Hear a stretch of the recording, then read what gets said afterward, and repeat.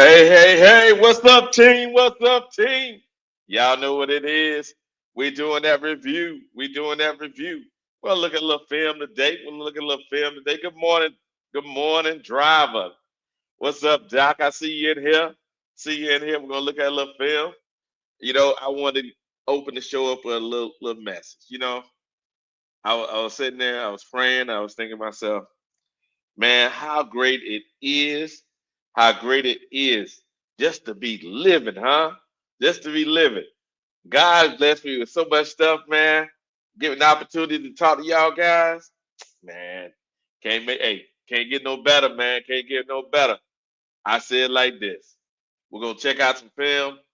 We're gonna talk about some sports, and we're gonna fellowship with one another. That's how we're gonna do it here. We're gonna create an environment for fellowship.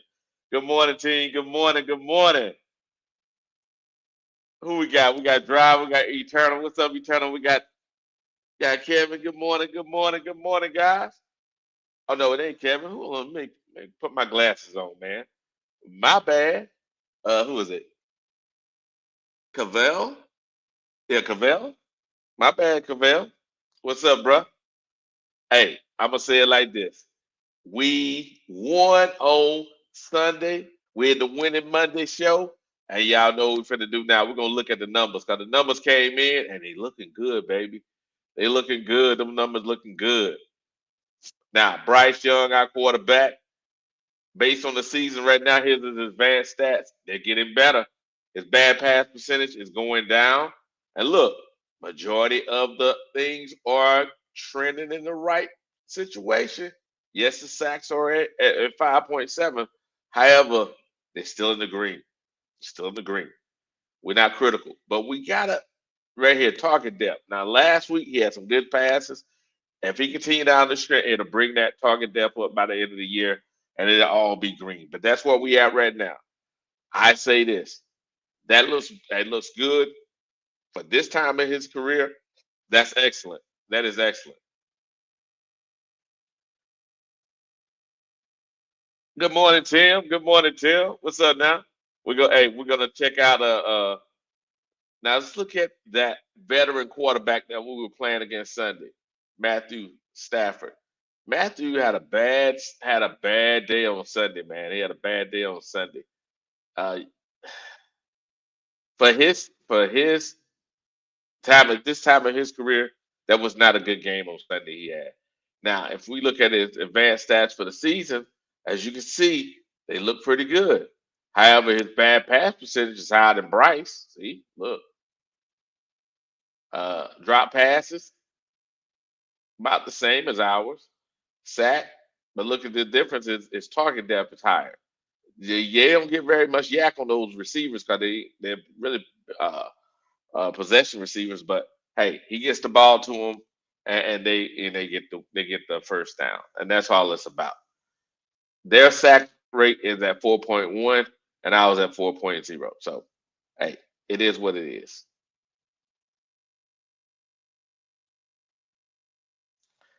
Let's see here. I wanted to go back and look at since we're here.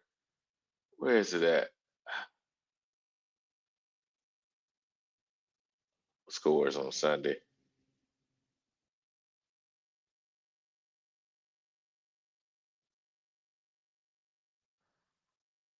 Oh, that's why I'm on week 14. There we go. I wanted to take another opportunity just to look at why that game went the way it went. Now, we're gonna play a little bit of video from Thomas Davis and crew. Uh, but if you look at it like this, first downs, they had more first downs than we did. Look, we had 17, they had 22. But if you look at it, time possession, we had time possession, we won it by 11. See, almost 11. So that's a good thing. Turnover battle, we won the turnover battle. Again, a good thing. And then if we look at like fourth down, look at fourth down, 3 for 3. Look at third down.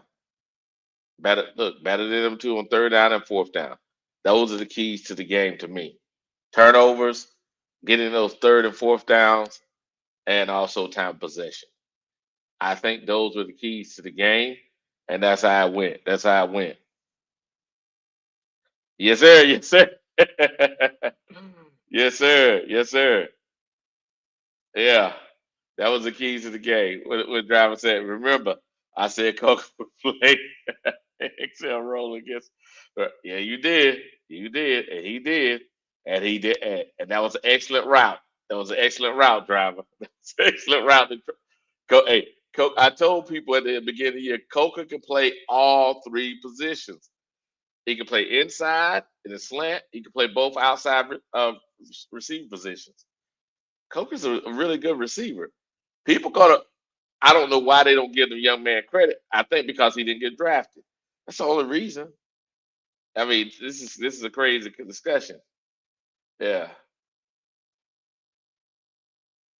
Let's see here. What else I wanted to check out? Oh, I wanted to check out the what the Panthers said. Where is Thomas Davis? Where they at? I pulled him up here somewhere. Post game, okay, post game. I'm gonna play a little bit of this post game.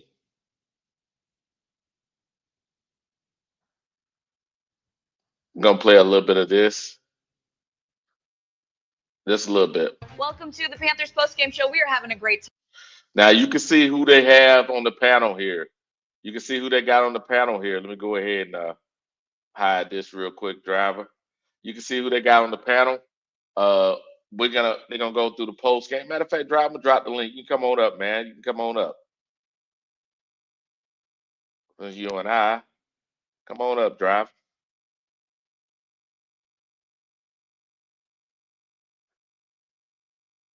Eternal, if you want to come up too, bro, you can come on up. Tim, any of y'all can come on up, man. Let's talk. But I'm gonna play a little bit of this post game. Uh, we're gonna break this thing up so that way we won't get caught in copyrights.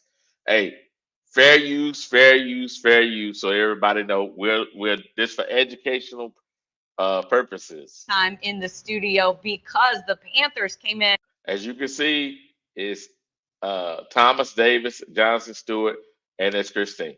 You can see who's on the panel. And beat the Rams at home 31-28. Kristen Balboni, Thomas Davis, Jonathan Stewart. TD, I want to start with you. What kind of statement did the Panthers make yesterday? A very strong one. We made a very strong statement to the NFL. And I think a lot of people coming into this game thought that the Panthers was just going to lay down. They don't understand that this team is very resilient. And all season long, when things have not gone well, we figured out a way to bounce back in a strong way. People were crowning the Rams, and I was one of those people that thought that the Rams were a team that were primed to really take off. And outside of the Panthers, Uh-oh. You said, hey, driver, you saw him. You saw him driver. You saw him driver. What is that? You hear Thomas Davis. So, Thomas What? Davis like, yeah, you said the Rams go win. Yeah.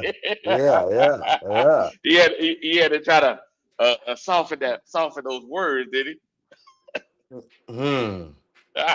I don't know what, man. They be, man, you know how I go, Wiley. You know how I go. you see the look on his face. You see the look Yeah. on his face. Yeah. The Rams. Yeah, the best Yeah. team. Don't try to make it seem like they smoke. They wasn't smoking. Them folk was on fire. When the Rams Yeah. was coming in through town, man, they feet was on fire. All you seen was smoke. They was Yes, just running sir. through everybody. You know what I'm saying? Yeah. Yeah, them folk was on the train. And when that train came to Carolina, you know what I'm saying? You see, it Yeah. was a little too cold, man. We had to cool them off. Yeah, they ready to that snow, man. Yeah. Yeah. But good morning, man. Good morning, Wiley, man. Okay. Is All it? right. But before you, man, like what you play, like I said, man. And it's not that Excel wasn't open on one of those plays, like Mm-hmm. Excel could get open, Oh yeah. but It's just the ability that when Coca, if Coca at the number two and you got XL in the slot, now you could really work something because Coca could beat this man downfield too, one on Mm-hmm. one. Mm-hmm. But he got counter moves. He could do the Yes, he out does. route. Yes, You he know what I'm does. saying? The He got that comeback route. sauce in it. He got that Yeah. sauce in it. Yeah, he can't see what people understand. Teammate can't just keep carrying the load, man. They putting two on top of him. See, when they had that defense against Coker when he was spread it out, it was you seen what it was, man. And man, they had that same. Remember they had that single loop Mm-hmm. safety. Mm-hmm. You get what I'm saying? See, when they was doing that against XL, they were bagging off XL. You get what I'm saying? So what Mm-hmm. they did was they had a cornerback bagged off, and then they were playing single high. See, with Coker, you can't do that. You Mm-hmm. get what I'm saying? Because he might hit you with the out route. You know what I'm Yep. saying? He might hit you with the slant route. You know what I'm Yep. saying? And Mm-hmm. his route run is so precise to the cornerback. You put him on the island. You know what I'm There it is. saying? There it is. So now that opens up Bryce when he go through his reads. He knowing that okay, this technician on the outside is gonna beat Yeah. this man every time. Barbecue You chicken. get what I'm Barbecue saying? chicken. So Tech only just been a for sure handle, meaning Yeah. they only running the outfit through him like third down. I mean, you know Mm-hmm. what I'm saying? Try to pick up the first down. Them are simple plays. That's what I'm trying Mm-hmm. to tell people. These plays, Tech was getting was just we just running through the Ricky trying to build his confidence up. They ain't really Mm-hmm. giving him no heavy play sheet. If you looked at Mm-hmm. Tech, he what they were saying. Soon we got to Atlanta. I'm glad they put him in the slot. They started using. He could have been doing it, but they couldn't use him like that, man, because you're gonna wear him out.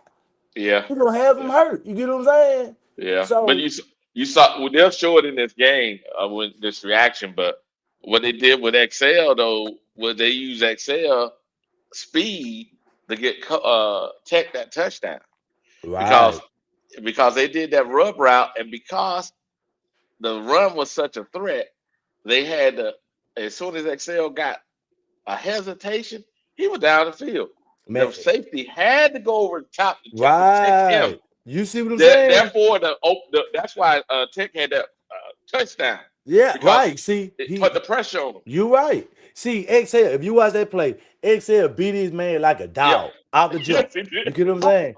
man. He was 10 yards ahead of his man. So Yep. the safety dropped down. Had You no know what I'm choice. saying? The cover for him because XL was gonna be wide open. You get what I'm saying? Hmm. So Bryce had to say, you know what? Now I'm going to my third read. You know what I'm Yep. saying? Which is came to Tech. But the point, like you saying, XL running those slash routes in the Put that slot pressure on him. Put that pressure on him. across the field like you instead of them having coke in the slot, they put XL. You get what I'm saying? And had them Hmm. running broad routes across the field. See, that's what XL do at his best. You get what I'm Hmm. saying? You can't put him in position to say, "Hey man, go be the number two," and he can't run an out route or a comeback route because they gonna start sitting down on his routes. Yep. You get what I'm saying? So Very that true. making Bryce uh look average as a quarterback because the wide receiver can't really run the scheme that the coach running. And like I was telling them, it's really about the coach. I'm not Hmm. following Excel. It's just the scheme that he running. You get what I'm Yes. saying? Yep. Yep. So you got to look at the scheme. He need Hmm. what they call that a wide receiver like Adam Thielen in his role. He got to be that Adam Thielen role. You get what I'm Yep. saying? Because he can take the top out of the defense. Yep. And when you watch that Atlanta game, they're gonna be my last point. Hmm. When Bryce rolled out and he had hit him right there in the red zone, and he Yep. had caught XL on that little slot on that little across the middle pass that Hmm. Bryce could have got it out earlier would have been a touchdown. You know what I'm talking about? Hmm. Yeah, yeah. See them little slide across the middle like that, man. That's what XL need.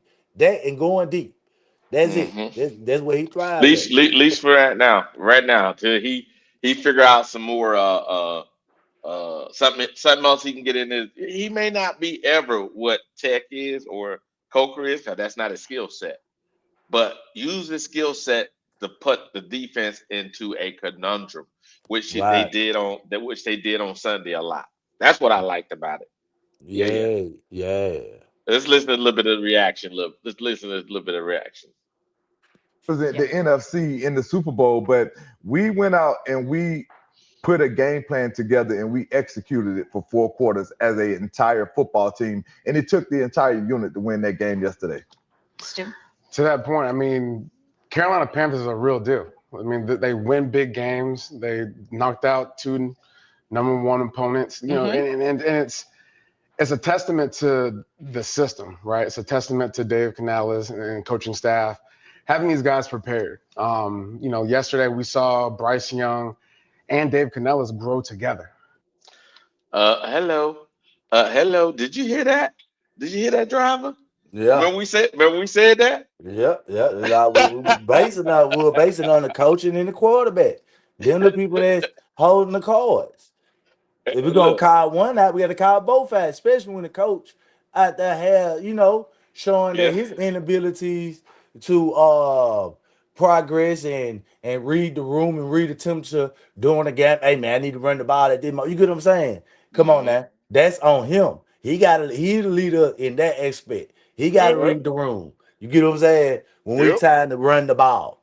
He gotta That's read that very room. true. That's very true. And the thing about it is, if you really look at it, we said this, and they obviously saying what we saying because if there was no disconnect, why would they say that? Right. You see what I'm saying? Why would they say that there wasn't no disconnect? I'm just saying. Sometimes we say something right over here, driver. We saw it, we felt it, we believed it. The way they, capitalized on turnovers, the defense being opportunistic. This is the first time we actually really saw, the yin and yang, right? Complementary football at its finest in Carolina Panthers. All right, well, let's relive all of the highlights, all of the good stuff that happened in that game yesterday. We're going to take you right back to Bank of America. Let's see here. I think I'm not going to go through all those highlights. Let's see here. I think I want to skip forward. I think it's just right here. I think it was right here. Here we go. 24 yards on that scramble. Every time I see Bryce running the football, Stu, I think Alabama Bryce, man. It's like seeing him out on the edge. It seems like that's where he's comfortable at. When you see that kid smiling like that, they usually mean good things for the Panthers offense. It sure does. Oh, 23 personnel. I love to see it. Yeah. Gotta have it. You line up, you know what we're doing, running the ball. Now watch this. Look at it, driver. They setting up here like we're gonna run the ball right here up the middle. Look. You see this? Then what we do, because it's Rico, because they didn't read the room, obviously. They didn't read the room because Rico does what? He does off the top. That way he like to run. If it was Chuba, he'd be up here. You know what I'm saying? But they put a threat back there. They put Chuba back there as a threat. You get what I'm saying? Yeah. See that threat with him. See the fullback. They could have went to what that is.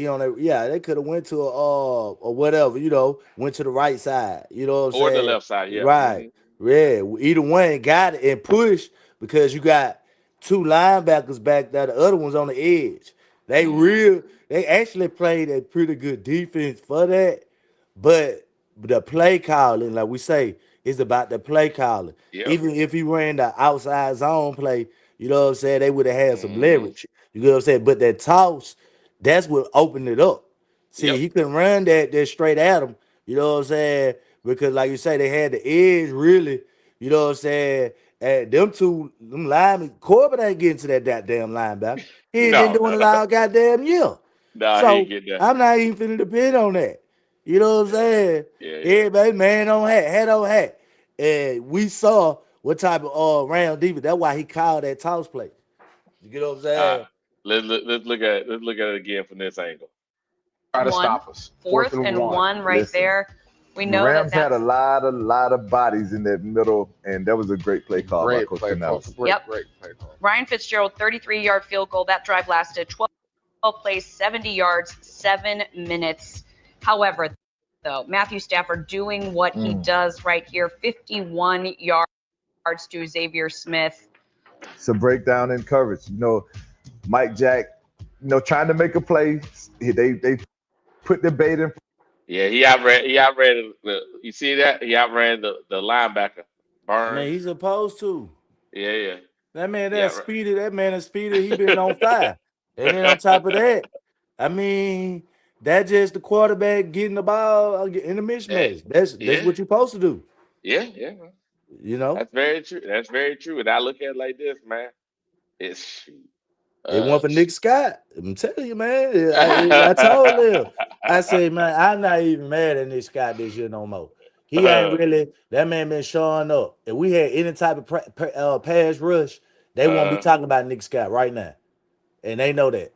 If we had any type of yesterday, we had 0 sacks. yeah, Think about that. yeah. If you had somebody who get to the quarterback, you won't even be talking about Nick Scott right now. Hmm.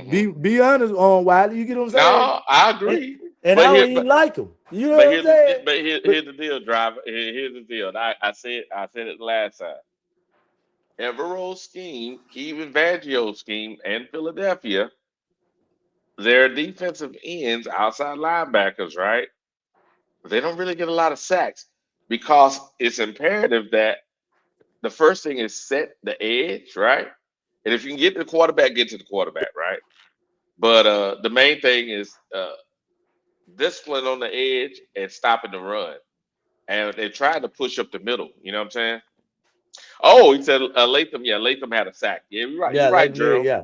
Yeah, you're right, I'm Gerald. just My talking bad, about Gerald. the yeah. I'm talking about our front, our front. Yeah, yeah. You talking about the Yeah, front? Yeah. yeah. I Hmm. mean, see, next year our front gonna get more sacks than it is this year. You get what I'm saying? Yes, yes. They will have a better It's not. backfield. Yeah, it's not. That's what I'm saying. It's not that he don't he not his system don't excel at it. It's just certain you still gotta have some pressure on the quarterback to the point where with your D lineman scoring just a Hmm. rookie. You get what I'm saying? Yeah, So yeah, you're right, and yeah. they'll grow. I think him, Princely, and whomever else we have there will grow. It'll be fine at the defensive end. Just my perspective. Defensive end, I think it'll be fine. I think if we get a better free safety and a better free safety and some linebacker play, which will cover up the middle of the field, then the quarterback is forced to hold the ball longer, more sacks. That's just how I see it, man. I feel I what know you're saying. everybody Yeah. sees it differently, but that's how I see it. Let's see here. Let's see what Bryce got. 28-24 in favor of the Rams. But guys, I mean, The look at this resolve, next drive KB, for the the Panthers right here. resolve, the resiliency of this football Fourth team. and 2, as they do, just a cool Tedero McMillan touchdown right here. Now they're gonna break this down, Fourth drive. We down, just Bryce talked Young, about this, man. right? That's Why who did they you're gonna gonna break it Ice in start down? his calling. vein, ice in his veins. But again, the play. Now why? Look right here. You got the Yeah. tight end coming across, right? Coming across, forcing the defense, right? Look, Excel's above him, forcing the defense. Cause this is Excel guy. Excel's guy paused. It was too late by the time he paused. Look, Play action here. see, look, he behind him. You see that? He Yeah. behind him. Look, look, force it. Look, they got to flow with him. Look, see, they got to float over here with him. Excel's already up the field. Now that's gonna take the top off, which forces the safety to come with him. Because you've been running the ball all game. You have to honor any Boom. type of play action, which brings everybody up to the ball Not only that, though, Stu, the job of the offensive offensive line line. to give him that kind of time against this Rams defense. Now they gonna go through it more in depth later. But what you think, driver? That right there, that had the whole defense out there flat Yeah, I because want to. the run, they had to respect the run. One, right? It was they had to Right. respect the run. So they had to respect the run. So they couldn't just all be passed and all of that. They was like, okay, this is a short pass. Okay, let's cover the tight end. Right? Tight ends open. Right. Tight end that. Oh, let's cover the running back. Running back, okay, cool. But then because they did that rub route, because they paused, that's when Excel was up the field. It was game over. Even if it would have been Excel or him, game over. Yeah. Yeah. Yeah. Yeah. And I just look at it like this. Mm-hmm. What I saw, and the play what happened. Excel made that play happen. Mm-hmm. Okay. Uh, Bryce threw him open. I mean, yeah, he caught the ball, but Bryce threw his ass open. I mean, my bad. Bryce threw him open. Yeah, yeah, And what I take from just the from what he's been criticized about, I yep. think Lead they just leading them kind of down the field, leading them yeah, down the yeah, field. Yep.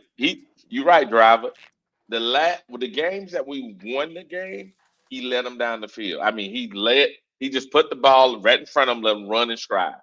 When he tried to so-called throw it on time and all this other stuff, it was like it was either right behind him or it wasn't in stride. When he leads them, that's when he gets look. Oh, this was third or fourth down right here. Look at it on the screen. He had an 80% passing percentage on third and fourth down. right.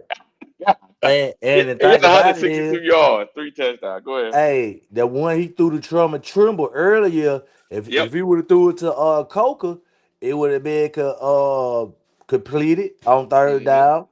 Yep. And the one he threw the tick and tried to squeeze in on Mm-hmm. that sideline, Coker had his man beat. If you Yep. look at the tape, Coker was wide open on that touchdown. You Yep. know what I'm saying? He had his man beat again. So Again. yeah, on third foot, so he could have went 10 for 10. That's the point I'm trying to make, so people Yeah. understand. You Yeah. know what I'm saying? Them Yeah. the only two misses he really missed, and the people was wide open. Yep. You And know what I'm saying? that So means that that means his play design is excellent because now it comes down to if Bryce gets comfortable and he gets comfortable at reading it faster, the right. easier it's gonna be. That's all it is. That's all Hmm. it is. But hey, I'll take 80%. 80% I'll take. Shoot. 80%? Man. Yeah, think about it. Ain't Uh nobody only people doing stuff like that is Pat Mahomes. You know what I'm very saying? true. So, and that's why I say when you look at the quarterback in the fourth quarter, that's where they make they money at. See, a Mm-hmm. lot of people would be about this. See, this is the reason why I say that Mm-hmm. quarterbacks make their money in the fourth quarter. Mm-hmm. Okay. Now they're just speaking. Mm-hmm. Just no bias or nothing. All Mm-hmm. right. Just look at Bryce Young as a typical quarterback. Is he a running quarterback or he a passing quarterback? Mm, I would think passing, but he can run. But most of his what he want to do first. If he had the man to throw it to, would he make that throw or would he run it? Make the throw. Okay, so we know he'll pass, all right. All Mm-hmm. right. Now, it's not really too many just black quarterbacks who just sit back and just throw the ball. You get what I'm Uh-huh. saying? Uh-huh. So Very true. what I see from him is that I mean his skill and his potential to become a better passer is still growing. And I Mm. think that's his potential. I think he's more of a want to be a passer. I think that's the reason why he has those interceptions. You get what I'm saying? I think he takes Mm. chances Yeah. on a lot. And now and I'm speaking of this because if you look at that game, he Mm-hmm. had you was bringing up the 8 for 10 on third down. Mm-hmm. Uh Now I think he's settling in and Mm-hmm. he's showing you that that's what he do. Mm-hmm.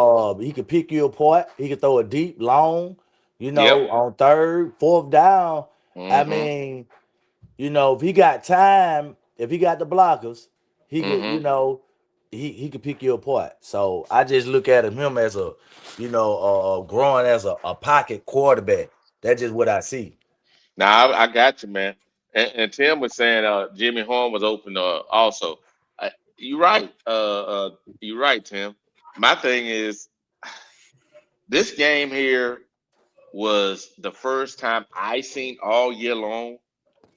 That wasn't even a complete game, but that was pretty close. But that wasn't a complete game. We ain't played our best yet. That's crazy. We done beat the we done beat the two best teams in the NFL at the time that we played them, and we ain't played our best game yet. Right. Hey, that's encouraging to me. What's up, Tony? Good morning, brother. Good morning. What's good, fellas? What's good? What's good, Waller? What's Ain't good, nothing to it, driver? man. How We just about check, Tony? we checking out the reaction show that Thomas Davis did with was it Jonathan Stewart and Yeah, Christine Christian Baboli. Balboni. Yeah, Yeah, we looking at some of that, reacting to it. Man, I'm telling you, Tony, if somebody would have said what we looking on the screen here, uh, if he'd have did this during the game, we'd have been happy. He did this, and I mean, if this was the whole game, we'd have been happy. This is third and fourth down. yeah. Well, he has 75% completion percentage for the whole game, so it Yeah, ain't far off. no, it ain't far off, but it's crazy, man. And we were Right. looking at how, and I saw some of CJ's show, how guys got open, man. Man, that there's nothing wrong with our scheming. What you think, Tony? No, it's nothing wrong with the scheme. Like I said last night on Mm-hmm. CJ podcast and on Twan's Mm-hmm. 704 Shot Down Show podcast. Mm-hmm. Your play caller has to trust in his play calling, and we Mm-hmm. seen when Dave Canales uh fully when he shows a willingness to fully believe in what he's calling, Yep. even when he's being aggressive. Mm-hmm. We have seen the fruits of that labor. Yes, sir. Like Yes, sir. the quarterback hasn't let him down, the running backs haven't let him down, Nope. the wide receivers haven't let him down. Mm-mm. So Dave Canales, what is stopping you from calling plays like this or opening up the playbook like this consistently week in and Yes. week out? Yes, You know what Tony. I'm saying? Yes, Because Tony. the offense, the quarterback, they can't do no more than what you call. Yes. Yeah. And Very to true. your point, Tony, it was, I kind of reflected on this earlier this season. It was really bad because, the outfits was missing, Coca. I mean, he was more of a threat in our outfits to keep in our passing game than excel, even at the beginning of the season. I mean, we do that because his role Yeah. in that Mm-hmm. position, it holds a lot, holds a lot of weight. That's why, when Hunter Renfro came in, he had 2 touchdowns at the beginning of the season. He had some catches because that's a vital role in our offense. Mm-hmm. So he couldn't he was designing and he was just makeshifting stuff up to try to make it work until we got him back and see if he gonna still live up to that same moment that he had. So that's why I was saying like it's just really we just been playing. We had a lot of injuries and then Bryce got hurt soon as he came back. You got to think about that. Yeah. So Bryce dealt with Yeah, but injury. He couldn't move in the pocket. he wasn't I mean he was only out one game. It's not like he missed a significant amount of time. But for me personally, Mm-hmm. I, I just believe it goes back to the play caller, which is Dave Canales, who is also, he's not offense coordinator, Brad Isaac is, but he's the play caller. And I mentioned last night, like the Dallas game, those guys can show you what they can do running and passing. The Mm-hmm. Atlanta game, Yeah. both of them shows you Yeah. what can be Yeah. done running and passing. Mm-hmm. The Rams game shows you what can be done running Yeah. and passing. So it's Mm-hmm. like you Yeah. you have enough Evidence. sample size. Yeah, you have enough evidence that shows you if I'm committed to this, if I open up the playbook and Mm-hmm. if I call games a little bit more aggressive, these Mm-hmm. guys will go out, execute, and perform. We've seen that. But it's Yeah. like you aggressive one week, then the next week you fall back to being ultra conservative. Then you get ridiculed, talked about, Yep. questions about the team, the offense Yeah. and stuff. And then the Uh-huh. following week you say, oh, let me dial it back up again. And then Yeah. That's that whole up and down, that roller coaster thing that Uh-huh. we've been talking about all season long. And it was like, okay, when are you, Dave Canales, are going to believe in what you're calling and what you're seeing? Because we see it. Yeah, I mean, we I do. know, I see it. I You see it. know, Yeah. I know, yeah. So if we see it, yeah, I know you got to see it. So Yes. this is the stretch. You got a bye week. This is a Mm-hmm. stretch. Mm-hmm. The making it to the playoffs is in Mm-hmm. your hands. It's not in nobody else's hands. You control your own destiny right now. What are you going Yes. to do? Yeah. I now, Tony, and I hope this to be true. I hope that they don't get like they did for that Monday night game, get too hyped up. You know what I mean? It's football, guys. It's football. Play the next game. Play the next play. The guy in front of you is the guy in front of you. You know what I'm Mm, saying? Don't make it more than what it is. You know what I'm saying? Don't make it more than what it is. It's football. Play the yeah, guy. You know what I'm saying? Don't get too hyped up here. You know, that's all I'm saying. yeah. And Yeah. to No, that, I to feel you. that, and when I looked at, somebody broke up a stat, man, since week 10 of last year, the man has threw over 4,000 yards. So even if you take what he done from last year, the last six or seven games, Mm-hmm. and you added it to this season, which is maybe so, which will be, I think he like 11-10 or something like that, with 4,000 yards, 37 touchdowns, 13 interceptions. I mean, Mm-hmm. that's a typical quarterback. You Yeah. know what I'm saying? Well, I he got mean, if he finishes this year strong, then I think he'll be over 3,000 yards, and he'll be over what we at now. He'll be probably probably around 30 touchdowns, and probably less than 15 interceptions. So that's a good quarterback. Yeah. You, I don't. I mean, Well, go ahead, eternal. No, go ahead, I Turner. saw the comment. Eternal. Made. We need better than doing well if you're talking about championships. I mean, I wasn't here early. Were y'all talking about championships? No, no, no. We weren't talking about championships. Okay, so I don't know what I don't Eternal. know I don't what know what Eternal. I don't know what Oh, I Eternal's see what talking about. I think Eternal's thinking.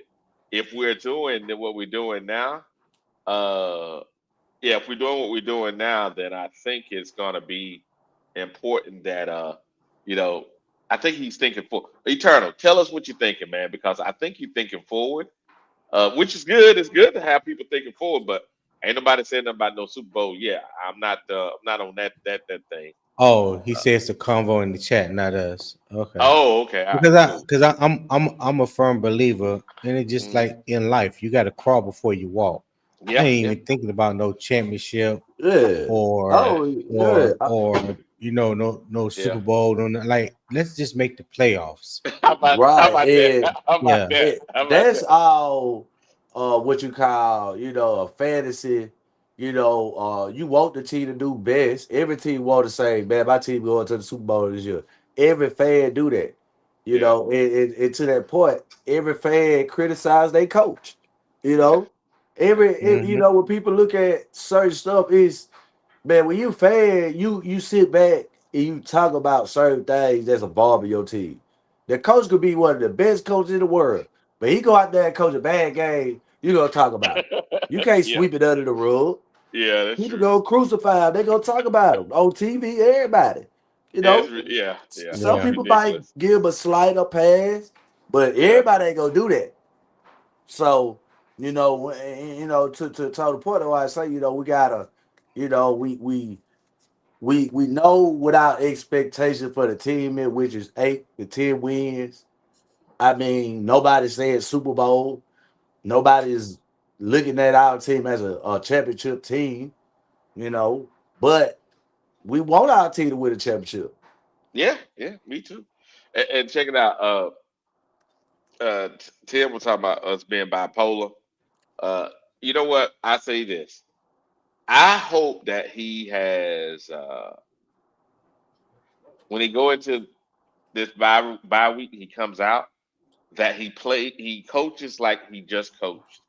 he's turned from his, you know, whatever it is. Conservative ways. Yeah, whatever it is. I don't know what it is, Tony. I don't know. I'm still trying to figure it out, Tony. I'm like, why the dude keep doing this?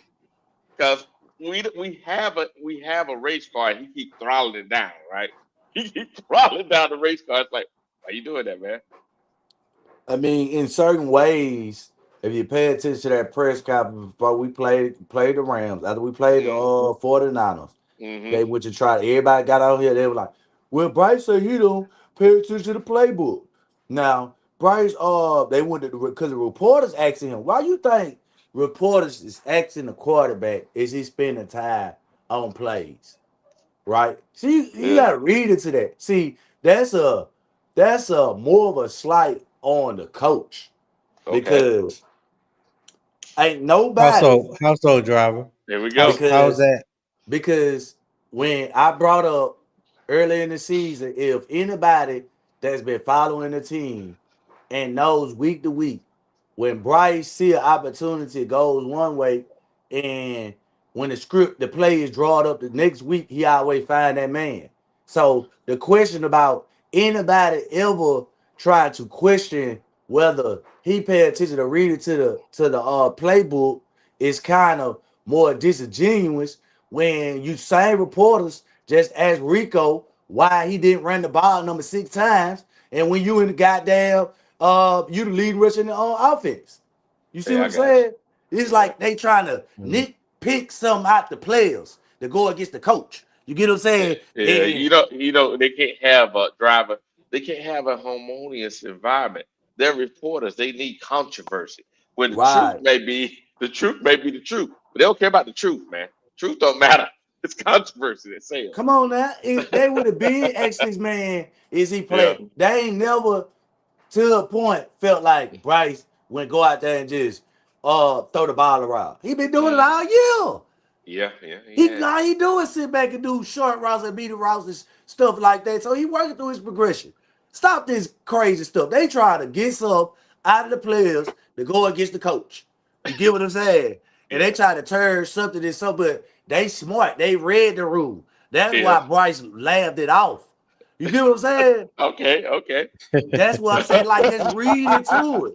It okay, became a like okay. that. Oh, now you question it. You know what I'm saying? The structure of the team. Oh, Bryce, do you come in at what time you come in and do? See, they were asking him stuff about coming in, what he doing his out time and what he do coming to the facility, going out Mm, his schedule. You get what I'm saying? What's his mm, preparation for the game? All this yeah, and all this. You know what I'm saying?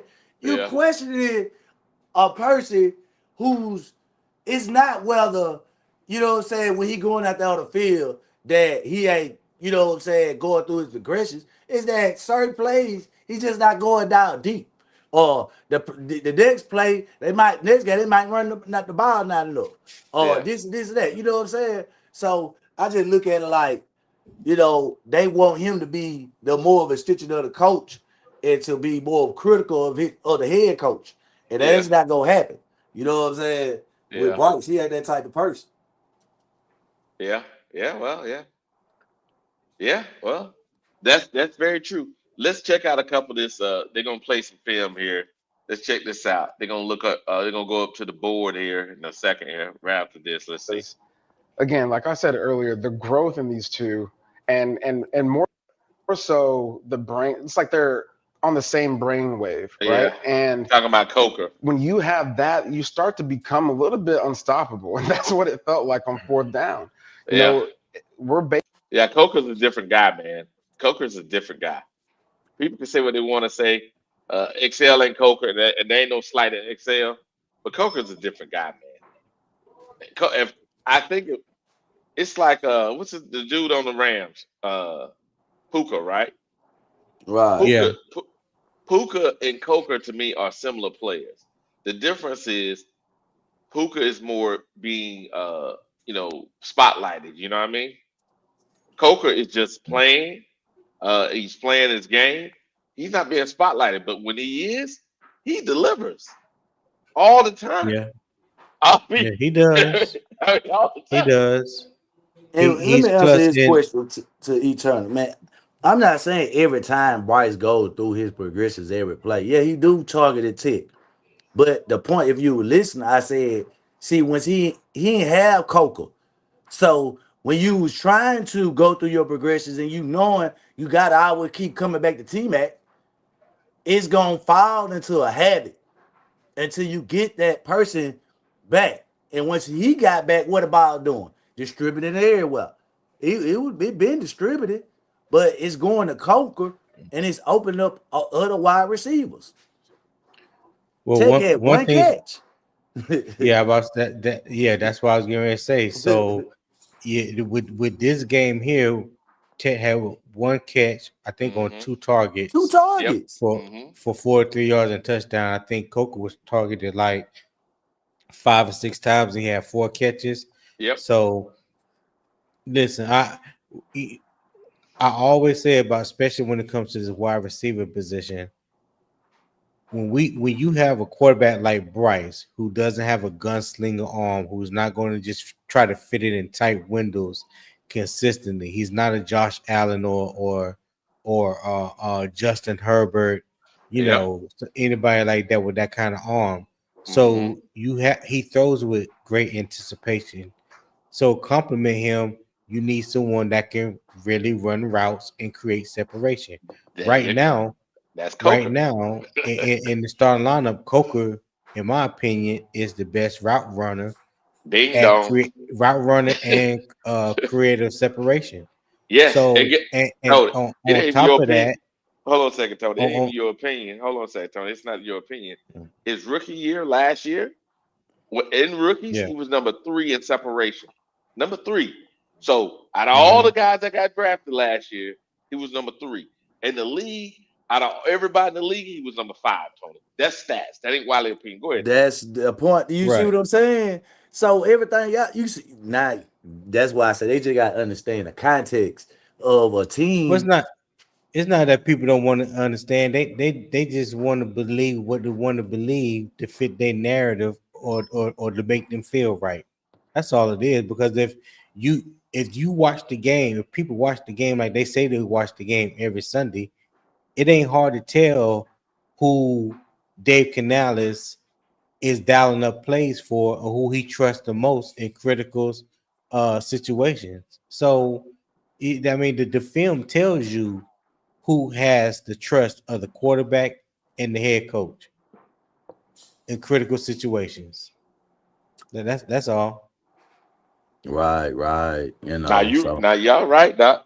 Y'all right. And the thing about it is now that Coker is back and he's healthy, now the teams have to cover the whole field. right. Now I believe that what you're gonna have is you're gonna have Excel at selling, Jimmy at selling, the tight ends at selling, because they have to cover the whole field. Now they seen in this game here, they said, okay, cool, we're gonna take away Tech. Cool. Now in this game, okay, who you gonna take away, guy? Okay, you're gonna take away Tech, you're gonna take away Coca, cool. Leggett gonna have a great game. Do you see what I'm saying? Or the tight ends. So Mm. now you got a problem because somebody gonna be open. You got a problem. That's what I'm saying. Like you can't expect the offense to thrive without a route runner. You know what I'm saying? Yep. And that just pretty much on any team. You know what I'm saying? Especially Hmm. with a quarterback. I mean, Yeah. and we a growing team. I mean, if they had these same expectations and it was like year 8, year 9 with Bryce, then I understand that. But we talking about a team that's rebuilt their whole wide receiver core within the Yep. last year. Yep. You know what I'm saying? So I kind of like, I say I just, give it time. We survived this year. Hmm. Shoot, next year, we right where we need to be at. You know. We need some. We need an excellent draft. This draft coming. If we do that, driver, we're on the road. We're on the road for being a perennial playoff team every year. It ain't a choice. We'll be a playoff team every year for at least 5 years. Because what'll happen is I would say, yeah, 5 years. Because a lot of these contracts, we're gonna we can last at least 4 years with some, 3 to 4 years with some of these contracts. it's some of these guys we can't sign. It's just gonna be the way it is. But if we can draft some more uh in the wing, so when they go out, so we building that process, right? Good drafts over and over again. Then we can go to the 5 to 7 year window. What you think, Tony? I mean, it's hard to put a number on it. I'm not gonna try to put a number on it. I Okay. just want to see progression. You know what I'm Okay. saying? I just want to see progression every year, every Hmm. game. When you go into the off season, they're gonna, evaluate where they Hmm. at. What holes they need to fill, where's the weakness, where the strength is. Hmm. So all that kind of stuff. I mean, you have your scouting department. That's stuff that they do year round. You know what Hmm. I'm saying?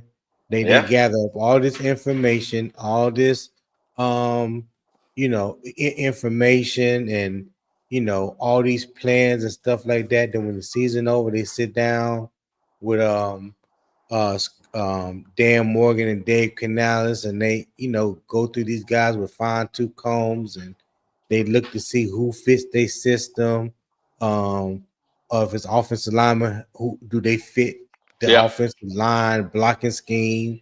If Hmm. it's a corner, does he fit Evero's um zone scheme? I mean, Hmm. all that stuff they have conversations with, not only during the off season but throughout the Hmm. year.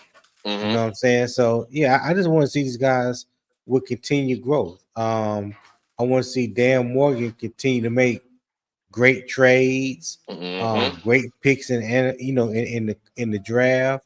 All that Hmm. stuff. This is all stuff that we haven't seen or had in a long ass time. Boy, it's like getting a cold glass of water in the desert, baby. It's like getting And, a cold. and to your point, Tony, Yeah.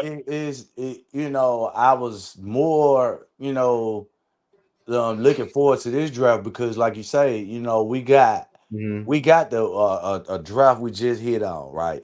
This right here, Yeah. kind of just reminds me that if this draft, we draft in the right spots, I think it would give us it would impact our franchise, for the future, even beyond, Bryce or any other players that become here. You know what I'm saying? I think this GM has changed around the organization into the future that we need to be heading in, regardless who the Hmm. coach or the quarterback is. You get what I'm saying?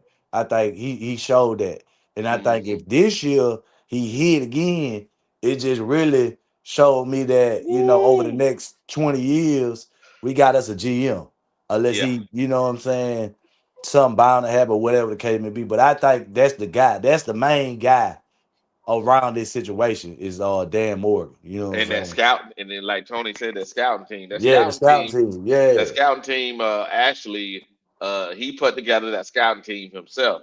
But the first year he was here, he replaced that team, and people don't realize he replaced that team. Now this team here reflects him and his what he's looking for, and they hit on the draft. So I expect them to hit on the draft again. If they do it again, then it's going to be like normal. It's going to be like normal from that point on. It's like, okay, we can replace the players. Who do we need? Let's check out this play. Yeah. All right, Yeah. let's That's let's yeah. check out this play here. And you're going against that type of mentality in the Carolina Panthers. Look at Coker. Look And at what Coker. that has to do for the defense, oh, Watch it. Watch it. Watch it. Watch him stacking. don't go for Daniel, give us some rest. Hmm. Oh, please, please, we are for that. Please do that. But you have to be able to connect. You have to have the players to actually rise to the occasion and make those types of plays. And Now, I would say this, and Tony said it earlier. Jay Coker, because Coker has great uh separation and his footwork is really excellent. It's route running. It put pressure on the defense. I think they're gonna have to adjust the next game. I don't care who we're playing, they're gonna have to adjust to Coker, They which gonna open up the field. yeah, Hmm. and they ain't gonna be able to adjust to him. Why? See, I mean, I saw what I saw from the San Francisco game at the end, like I told you. Once they put Coker outside and put him into that role of running those plays for Excel that they wanted him to run, Mm-hmm. it's really gonna get the offense gonna be to nice balance. So you ain't gonna be able to sit back and double team T Mac no more. I'm No, telling you. You no. get what I'm saying? Yeah. So they finna be coming out of those single high, and we're gonna be able to run the ball. Yes, sir. Yes, sir. That's what I'm talking about. You get what I'm saying? Yeah, yeah. Now we could You get talking about down the talk now? doggone field, run the ball. We're getting 5 or 6 yards of carry. You know what I'm Yeah, saying? Open up those lanes. You know what I'm saying? yeah. So that's what I'm more of a looking at it as that we need that to help open up the running game going into the playoffs. You know, and Very we true. could get we could be balanced, which is in Canales is able to call the run plays, Mm-hmm. and when we could, so that's what I see from what Coco Bryan style team, especially if they gone slide to that number 2. Yeah, get it over with. Well, Yeah. yeah. Well, I don't disagree with that. I think if they keep moving people around like they've been doing, what it'll do is it'll force, yeah. If they move them around, because I think what it's gonna do is for Coker can move, so can Ted. What it'll do is it'll help Leggett, right? It'll help Leggett because Leggett has to develop, right? It'll help the team too because you won't know on defense what actual play we're gonna be running if everybody can now run all three positions. You know what I'm Yeah, saying? It'll help the team. Now, maybe this year's the development year. Next year we'd be like just tearing jokers up because you don't know. And okay, we lined up in this formation. Who get the ball? You don't know because there's no more tendencies. You see what I'm saying? Everybody hmm can catch everything. Now there may be some route differences simply because I think Leggett hips is not as fluid as the other guys. That's just me. I mean, that's why like I was saying, you move him around and move him in motion is where now he could really run and knowing when to play. You get what I'm saying? It's coming off more about he getting the defense, he getting the advantage of the go. You using his speed because when he got a quick first 2 steps. You know what I'm saying? He fast. So by them moving him around, that'll help whether we try to run the ball to our inside, our outside toss play.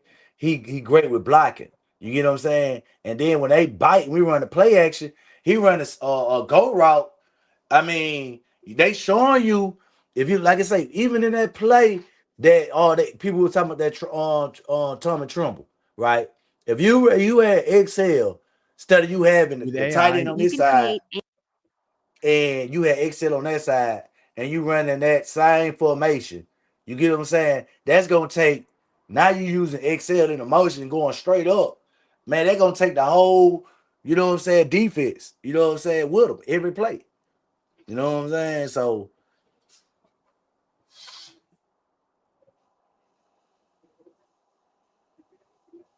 but go ahead, go ahead. Yeah, I was just saying, pointing that out that I think he could excel in that slot though. 4th and 2 in a pivotal point in the game where we needed a touchdown. We needed a conversion, first of all, but we ended up getting a touchdown because brilliant play calling and brilliant execution. So here You we might as well got just say Brilliant Bryce. brilliant. You see where they got him at right there? Hmm? You see where they got XL at right there in the slot? Yeah, he in the slot. You see what I'm This is saying? that touchdown to T Mac when they run that deep crosser. This is a condensed formation.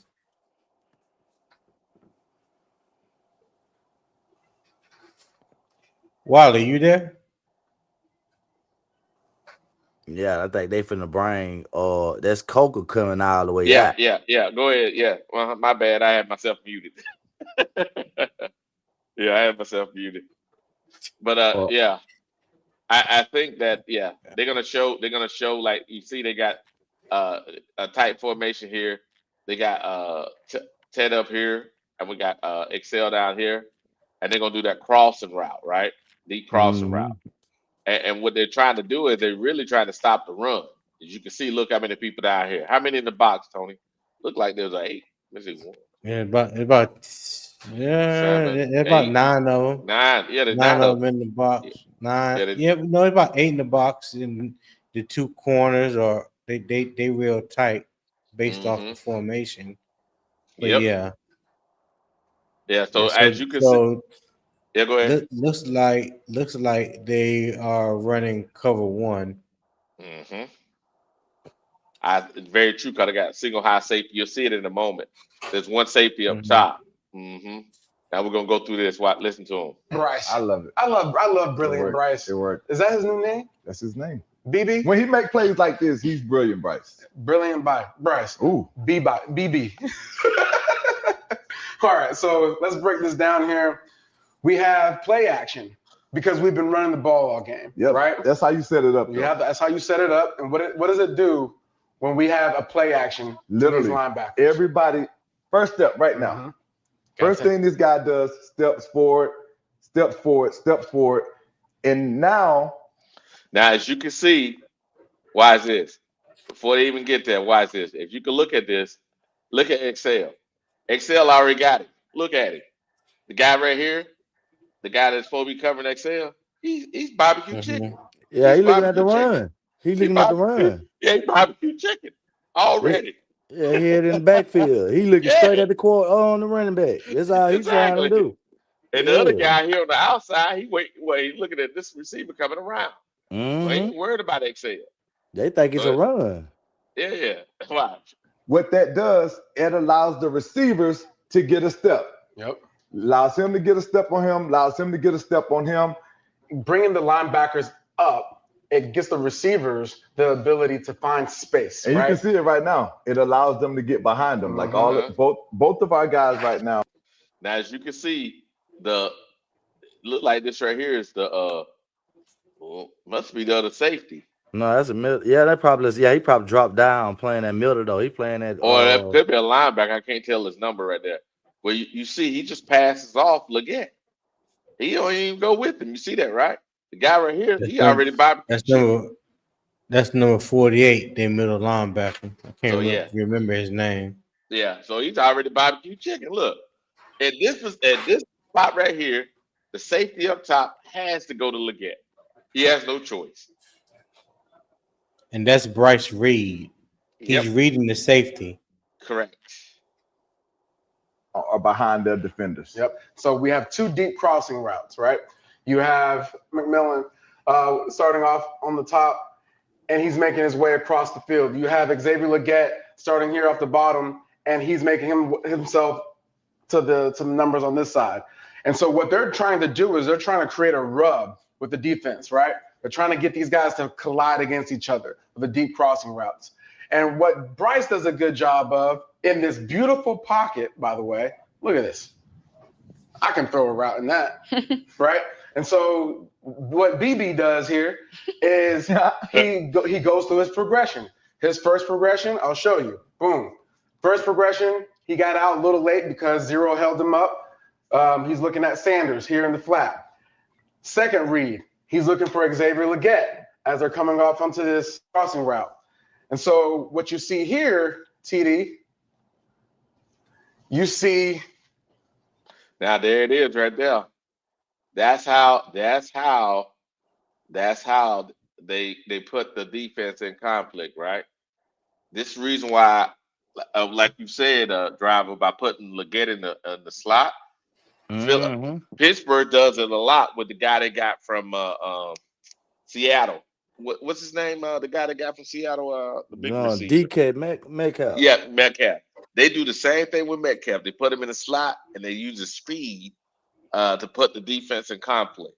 Right. Now, that Driver, I can agree with. As you can see, put the defense in conflict here, which made the safety have to cover him, and then Tech got one-on-one. Yes, sir. This safety back there, safety help, commit to this side. He has to. And the reason why he has to, Stu, is because way back in the beginning of this play, there was some indecision by this guy right here. Mhm. Once there was indecision, Cam Newton has said this a bunch, and I've been watching his show. If they're even, they're leaving. So that's what's happening on this play. Him and Leggett ended up being even because he had to pause for the play action, and now he's getting outflanked. He's getting outran, which causes some panic from this safety in the middle of the field. And now he has to jump down to help with Xavier Leggett, who he think that Bryce is going to, but that leaves Emmanuel Forbes one-on-one with our quote-unquote best receiver. And we talked about it. If he's even, let's show him what happens. They leaving. Okay. You can't guard that. He's leaving, man. You can't guard T-Mac, probably his only catch, but one of the biggest catches of the game. And all of this is created and started because of this pocket. Look at what Bryce Young has right now. Yeah. Mhm. Bruh. All day. Tony, talk to me about that pocket, baby. Look at that pocket. That pocket pretty. That pocket is pretty. You know what I'm saying? Man. Your boy still around there. He up there. He ain't blocking nobody. Ain't He's nothing. like nobody. You know what I'm saying? Yeah, he probably be helping my boy Damon Lewis. Like, you know what I'm saying? Yeah, but He around that bull. Look at him, man. That's what I'm trying to tell you. He ain't nothing. I got you, driver. Ain't no way the center going that far down. Even if we ain't running the play, you know we run the play action, right? Yeah. And think about it now. You get what I'm saying? He bite that, but he know the play. You get what I'm saying? He know the play. They don't know the play. That's very true. You know what I'm saying? Come on, man. That's why I say, man, it's pure trash. I can't wait till West County come back. He's trash. His play can be a little erratic. That's for true. That's for sure. How many times you seen the center sit right there, hit by the guard in that same pocket? He just got his arm up his head. He know he just there for comfort. He ain't got boy could get him. You don't even know what happened. Why? What are you doing here? What is he doing? Nothing. About to get a flag. Too far down the field. That was ran down the field. Well, matter of fact, that Damon Lewis down now. That's the big guy thing that you know what I'm saying, they brought in off the bench. That's why he getting whooped like that at the end, because you can see everybody else got their man blocked. Look. Who you talking about, driver? Who you talking about? The one they brought up, I can't think of his name. The third Jake Curhan? Yeah. Curhan, yeah. That's him right there. He blocking in the middle right there in front of Bryce. Yeah. I mean, but he blocked good, man. Still clean pocket though. Yeah, he blocked him. Now he had him up now. I ain't gonna get him, you know what I'm saying? He gave him well enough time. Yeah. You know what I'm saying? But I'm just telling you the difference between these dogs we got, 72 and 79. Both of them ain't letting nothing get through that. Look at that. And that line, that defensive line now, they've been doing things to people all year long. The Rams defensive front was their strength. So, blocking those guys, doing how good they did on Sunday, man, that wasn't no small feat. That wasn't no small feat for me. Let's let it play a little bit. Stu, you talked about it. You said that you could throw the ball from this. I seen you throw. I don't know if you could have made this throw, no matter where you at on the field. Make this throw. My shoulder's like a concrete. I understood the point you were making with Bryce having this amount of time against this Rams defense is unheard of. Hats off to the offensive line for the phenomenal job that they did in this game, in particular on this play to allow the deeper developing routes to take place, and for Bryce to be able to sit in the pocket and make a throw like this, it was truly amazing. Let it play out so we can watch it. And that's how T-Mac ended up scoring this huge touchdown. Bryce did a phenomenal job, man. And again, none of this happens without this offensive line blocking, but kudos to Dave Canellis drawing up the running play so that way this can be honored in a pivotal moment in the game. That was a great job. That was truly one of the biggest plays of the game yesterday. Now that right there, between that one and the Coca play, that's really, man, what I really was looking at. I I watched the other stuff, but that's really what I wanted to show. Cause and listen, Tony, it was something that you saw that which y'all looked at yesterday on CJ's show, or or something that you wanted to actually bring up that I did not think about, because after I looked at this and I looked at the all 22, I said, you know what, I'm gonna play some of this because it's a different voice. Uh, it's a different voice and it's zoomed in. So hey, cool. And we it's educational, so it's not like we can get flagged on actually, and we paused, we talked through it, so it's not like we didn't just play it straight through. Talk to me, Tony. Did I miss anything? Something else that you want to show regarding all 22 before we go into some more stats? No, I don't know what all y'all covered. I wasn't We covered in the we during the covered beginning, but yeah, Coker's effect on the game, and also now we looked at T Mac, and then we looked at a couple, like three plays only, and that's what I looked at. Those three plays: the Coker one touchdown, the one we just saw there. We watched that twice, and I'm trying to remember the other one right now. But yeah, main point is there was plenty of time in the pocket for Bryce. The play Look callers yeah, here. had the defense off balance all day long, and Bryce was killing them on third and fourth down. yeah, Man, he yeah. I had mean, plenty of time.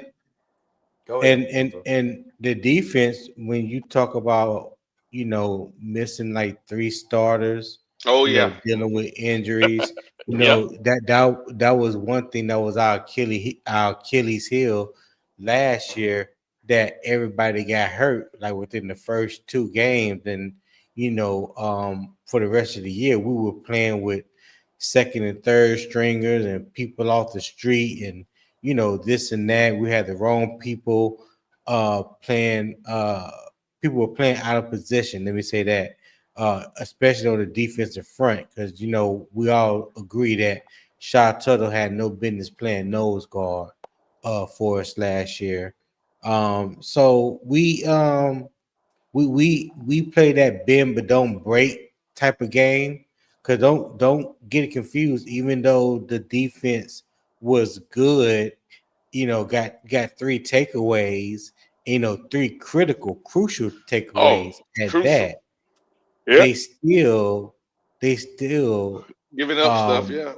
yeah, the Rams were still able to go up and down the field Mm-hmm. on them chunk plays, Yep. running plays. I think Blake Curran averaged like 7.5 yards per carry. He Mm-hmm. had like 7 carries for 81 yards or something like that.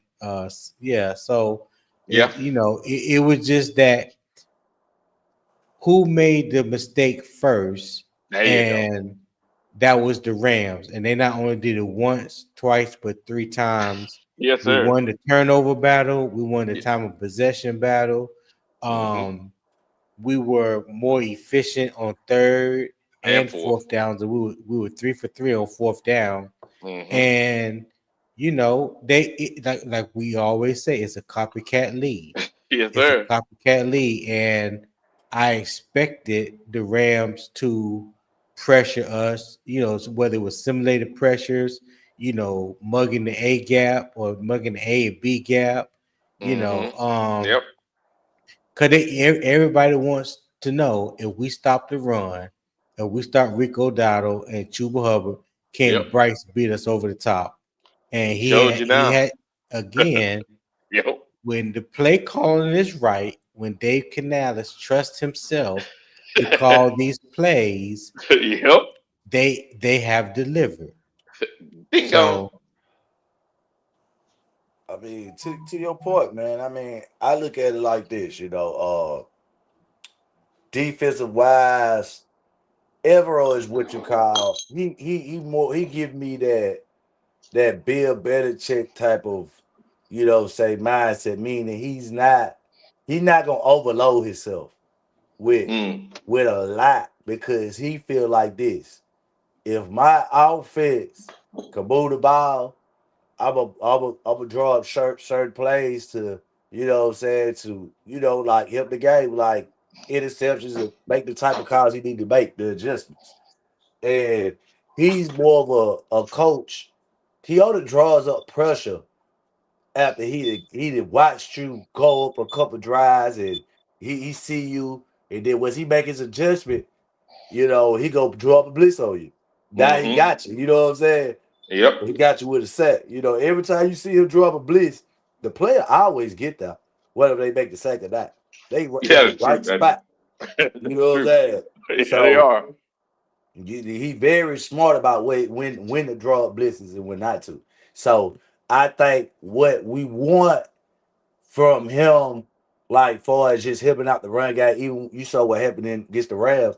I think Mm-hmm. that just more indicative to his scheme, and I'm gonna give you something just to get you out of throwing the ball. You get what I'm saying? Being he didn't want Stafford to throw the ball around. So Mm-hmm. what I do is I allow you to run the ball a little bit and see if you stick with it. And if you watch Sean McVay, after his press conference, he was like, "Man, I should have stuck with the run." You get what I'm saying? Yep. Because he was giving him the run. He Yep. chose to try to pass the ball with a goddamn quarterback. You get what I'm Yeah. saying? Yeah. So Yeah. that's why when I pointed out the other guy, I said it's the same thing, man. That's about coaching. You can't not criticize the coach what his needs to be. And a lot of people get up there and be like, well, Matthew Stafford threw this and that, and it was just a tip pass, and he drew the play up, and he picked the mother. The man could have ran the ball and won the Yeah. game. Yeah, that's true. You get what I'm saying? The game is the win. Now this should be look pretty.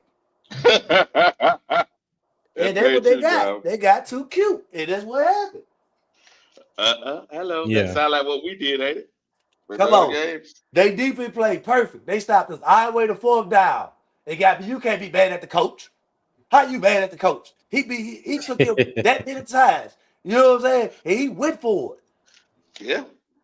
He took a chance. If he missed, Yeah. we don't. That's 14 points. They win 30 to 20 or 30 to 17. It's a Yeah, whole that's different right. game. Very true. Hey, then you either the goat or you the or you the That hero.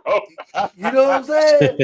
And it's like people don't want to call it that when it's another coach. They don't want to call it that. You know what I'm saying? But they quit to come up and say, well, that's a fluke player. Or he threw an interception. Or it wasn't for them folks. We could have scored the ball more. They put themselves in that position. Yeah, We learned from yeah. our mistakes. We came up here last week. We learned. And our coach said, you know what? This week, I ain't gonna go out looking the same way, embarrass myself, and get out coach. There you go. Hey, You know what, John? I, Go ahead. Go ahead, Tony. no, no, you go ahead. You go ahead. I wasn't gonna say that. Go ahead. No, no, no. I'm just laughing, Tony. Go ahead. Go ahead, man. Go ahead, Wally. You was talking to driver. Go ahead. Nah, I was just thinking. I was just thinking. And here goes MGJ. Oh, what's up, MGJ, man? What's up, brother? Hey, what's good with everybody this morning, Ain't man? What's nothing up, to it, man. MDJ? Ain't nothing to it. So, what you think, MGJ? Before we get to the defense, what you think, man? What you think? You been listening to the show? Yeah, We, yeah, I've we, been listening, man.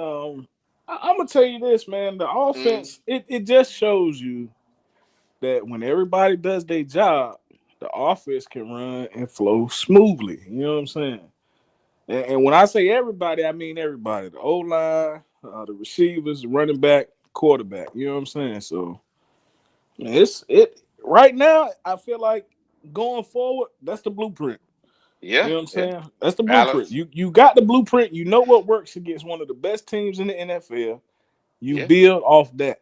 You know what I'm yeah, saying? Ain't no need to revert back to the erratic play calling or erratic quarterback play. Just stick to it. It ain't got to be perfect. You know what I'm saying? yeah, Right. Come on, It's man. nice when it's perfect, but it ain't got to be perfect. You know what I'm And, saying? and and it relates to like they always bring up Drake, man. When we played Drake, man, I watched this man threw the ball 20 times. He was like 17 for 20. That's all he threw. It had a perfect passer rating. And everybody, well, that's the type of quarterback you want. Well, the guy just done it. It's the same thing. It's play calling. The man got Mike McDaniels, whatever his doggone name, as an offensive head coach, man. The man is a great head coach.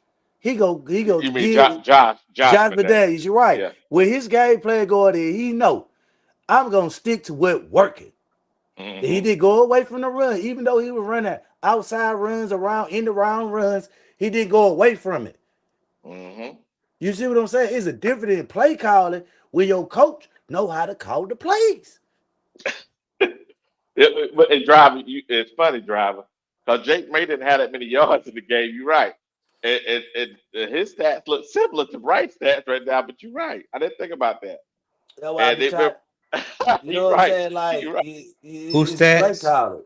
You know what I'm saying? Drake May stats in the game that we played, the Patriots. Bryce stats and his stats looks eerily similar, Right. and that yeah. Uh, Excuse me, driver was right. I remember that reaction because remember I kept saying, everybody kept saying the great Drake man. I'm like, man, I'm not saying that. But the point behind it is the Drake May does throw the ball all over the place, and he does have a bigger gun. But if Bryce plays the way he just played, and this play scheme, the play calling the way it just been called, and the run is opening it up, and they can't play the run or the pass. I'm talking about the defense; they have to play it even. Oh, we dangerous, baby. We dangerous. Yeah, and that's how they won all their games. They look at Yeah, their running backs. They running backs exploding over there in New England. You get what I'm saying? People yeah, not Yeah. talking about it, man. You gotta the game is the move the chains. yep. And if my offensive line is whooping your defensive line and I'm running the ball, what you think Hmm. my quarterback gonna do? It's gonna be an Yeah, easy day. yeah, yeah, Man, yeah. if you look at the teams right now where they got like a superhero quarterback, they actually struggling in the league. You know what I'm saying? I ain't gonna say they struggling, but it ain't as a smooth path as it normally be. Like look at Lamar, look at Patrick, look at Josh Allen. It ain't like it normally be, man. You know what I'm saying? So having a superhero at quarterback ain't always the best thing because a lot of times you got to pay that superhero and your team Hello, really ain't shit. hello. Your Excuse team my may not. language, Wiley. My Nah, bad. I got you. I got you, Yeah, DJ. I know you did. yeah. I'm Hey, gonna get it right. My bad. it's all good. Appreciate. Hey, you know what? I appreciate y'all guys making the effort, man. Making the effort. Yeah, Now, you're right, man. It's this year is a weird year, and I hope next year this is a turning point, right? Because if this is a trend that's coming, then the superhero quarterback is not what you want. What you want is a balanced team. Uh, yeah, yeah, yeah. I mean, Wiley, that's what's been showing you because what happened, like I told her, I said what happened was they saw Jalen Hurts, not a typical quarterback, go up and down, just managing the game and beat a Super Bowl, the type of quarterback that you need to have. Okay. The first Super Bowl, he got to the Super Bowl and out threw Pat Mahomes and lost. The second Super Bowl, he got there and whooped him. So, I mean, he's not considered no, world beater the top. They ain't people they talk about it. He's not no top 5 quarterback, as in just passing. That's not the formula of winning. But if you could run the ball, and if you look around the league, every team that's running the ball is having success at winning. It's not extinct. hmm You, yeah, you, you no, gotta use the run game at this point because the yep, quarterbacks from the last 6 or 7 years ain't hmm caught up yet. It's nope, nobody. yep, And they don't want to face that fact, you know? yeah, yeah. That's very true. The interesting part about it is, if we continue to run the ball, we run it, and we build a great defense in the draft next year. I think,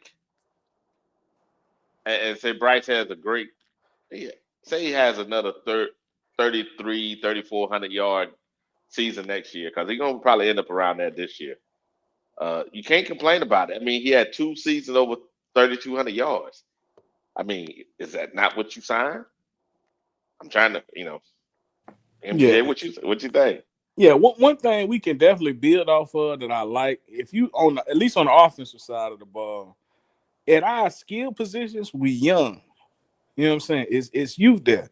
Wide receiver, tight end, running back. I mean, we got Chuba ain't young, but we still have depth behind him that can groom and might one day be the one. But the quarterback is still young.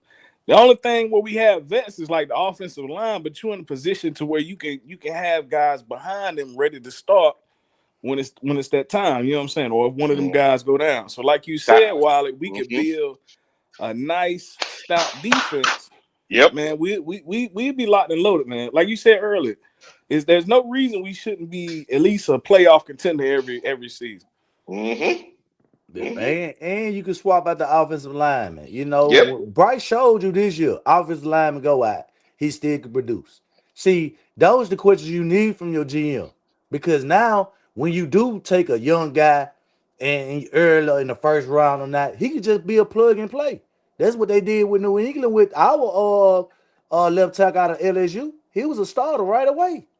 You know what I'm saying? So that's the things I look at it to where, well, we ain't got to pay certain positions. If, okay, you know what? We ain't finna pay him. We can say that, man. We just going to draft a second round or first round offensive lineman. You know what I'm saying? Come straight in and play. Yep. You know what I'm saying? And we ain't taking no drop-offs. That's why I look at from the structure of the offensive line this year. From what I look at, and I say that, you know what? That's what I wanted from the quarterback. You know what I'm saying? We still producing. We still winning. And some they don't play well every time, and then when they play well, he make the plays. He showed you that we need it, and it showed on tape. You know what I'm saying? So and the thing about it is, we got some guys, that are rotational guys, so we can draft a couple, develop them, right, and rotate some guys out and keep the cap cost down. I think that's where we go, man. That's where we go. What's up, Pop? What's up, Pop? Before we go on, let me get your word, Pop, on the offense, man. Talk to me. Yeah, no, I agree with a lot of things that y'all saying, man. You know, there's promise. That's what I see. I see a lot of promise, uh, and if things keep going the right way, we will be successful. But you know why I'm here? I'm here for two things only. Of course, to say what's up to everybody. what Good it morning to do? y'all all. One thing was I got to get on driver. Got to get on Okay. driver, man. Go Talk ahead. to Go me, ahead. baby. Talk to me.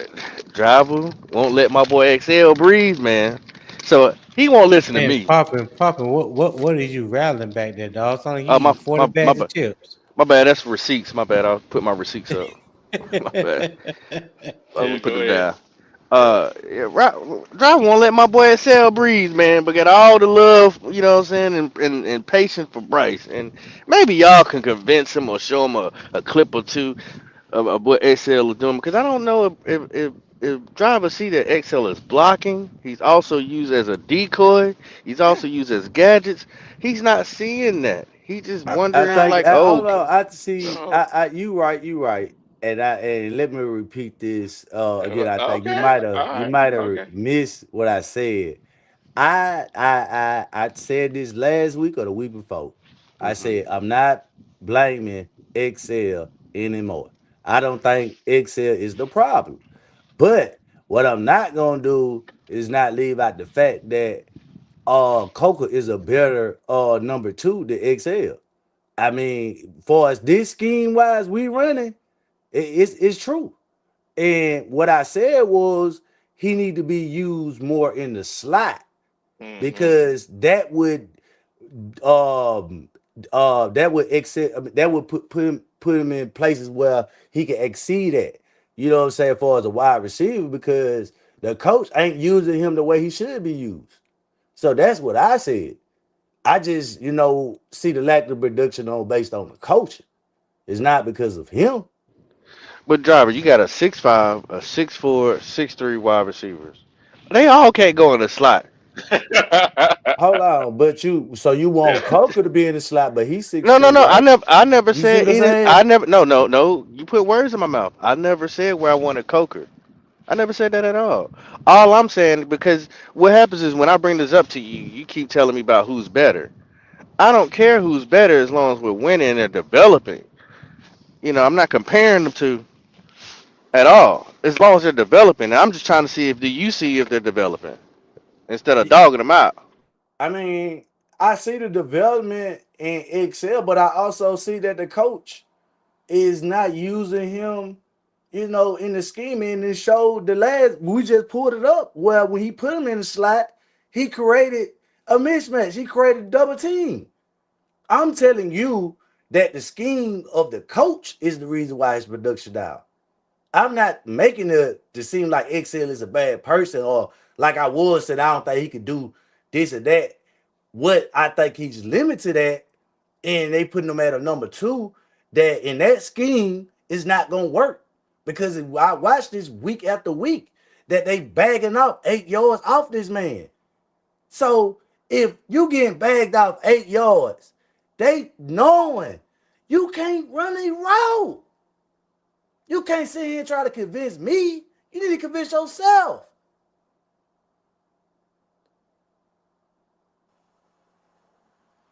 Too early to be yelling, driver. Too early. It's not even 9 o'clock yet. Not even 9 o'clock.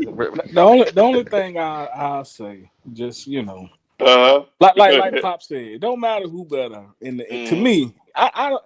That's any player. As long as we win it, man, I don't care who Yeah, do what me either. really. But Me either. as far as talent, man, like I'm telling you, at South Carolina, even though they say it's only one season, whatever. If you get Leggett in space, he can make plays. Like some of that stuff Jimmy Horn be doing, Leggett should be doing, in Yeah. my opinion. No, You you're know what I'm right. saying? No, you're He's right. he's actually faster than Jimmy Horn, which I know people gonna say, nah, maybe not going downfield on a route, but in Oh, space, he's if you fast. get the ball in his hand, he's more electric than Jimmy Horn. I'm Oh sorry. yeah. Right. You see Yeah, what yeah. I'm You know what I'm saying? saying? In the He's a slot. bigger body and he could do some stuff. It's not that they not using him right, driver. I just think right now his mind ain't as far as Jalen Coker's mind with the NFL. But once he get there, his talent will overtake him. I believe. I really, just physically, Now, he's better. physically, gift wise, Yeah, they ain't in the same thing. However, yeah. what it is from a technician perspective, yeah, they ain't even close. I'm Uh, not when you say a bad thing, I don't think it's bad. All right. When they threw the ball, right, on those goal routes, the man catching the ball, he ain't even dropping the passes. Look at it. He going out lot. It ain't no. I don't see no problem in Excel, man. Me personally, yeah, I don't but see the problem in him ability to catch the ball. I see the but problem in the way they using him. That's my problem with it. now they played that play earlier, MDJ, and it was true. When you put, and it's the same thing they're doing in Pittsburgh. When you put him in the slot, what Mm-hmm. it's doing is you ain't doing the normal slot stuff. When you try to do deep overs, right? With a deep over, it's gonna force the safety to move down off the middle of the field. It'll open up the rest of the other side of the field. You know what I'm saying? So, Right. and what it does is if he doesn't move, now you got a deep over with Leggett wide open. Leggett ain't got to do too much wiggling. You know what I'm saying? It's just straight speed, right? And what it does also is now, like you see with the Ted touchdown, Ted is open. Coker now can dice up the rest of the field. The field is open. You see what I'm saying? Yeah. Because he ran them out of the coverage. If you don't respect it, bingo. You know what I'm saying? Yeah, it's like you said. Basically, in the slot, a lot of times he just got to get to the spot. Mm-hmm. Run the right depth. It ain't like you said. It ain't a lot of selling the route. Just get to Mm-hmm. the spot. Yep. And use him like that for now, but still move him around. Don't just leave him there. Move him around so he can develop better skills, right? And then probably next year, by fourth game of next year, he should have enough time by then to have some skills so that way on the outside he can set in any position and you can disguise the plays as much as possible from a formation perspective. That's how I'm thinking. Hey, look, this summer, him and Tet, man, they're gonna be working together. So, Hmm. like I said, I like the fact that we so young at the skill position. Like we go on lock Coke up, man. We Yep. we pretty solid at wide receiver for a while, man. Yeah, bro. We saw that wide receiver tied in. Come on now. Yeah, And the yeah, thing about it is, and I know everybody gonna talk about, we don't get caught up in that whole running back thing, but at the end of the day, we don't know what we got. But worst case. Chuba just showed you in the last game. He was been hurt those other games. Chuba said, Yeah, I "I'm mean, back." Tuba was already paid, and I told Pop this a while earlier. Mm-hmm. If I'm Rico Dowdle, and I know I had a great season, I'm not just coming back to Carolina just because they gave me a chance. Nah, Rico gonna take whoever pays Rico the most money. That's where he gonna go. Yeah, because this is the contract. This is This only is contract. Yeah, only one. This is probably his last contract. Yep, You know what I'm last saying? one. So yep. that's why he took a 1-year deal to come here, because he I said, don't man, blame. you know what I'm saying? I get an opportunity here and there, show what I can do. Boom, team sign. I think that's what's gonna happen.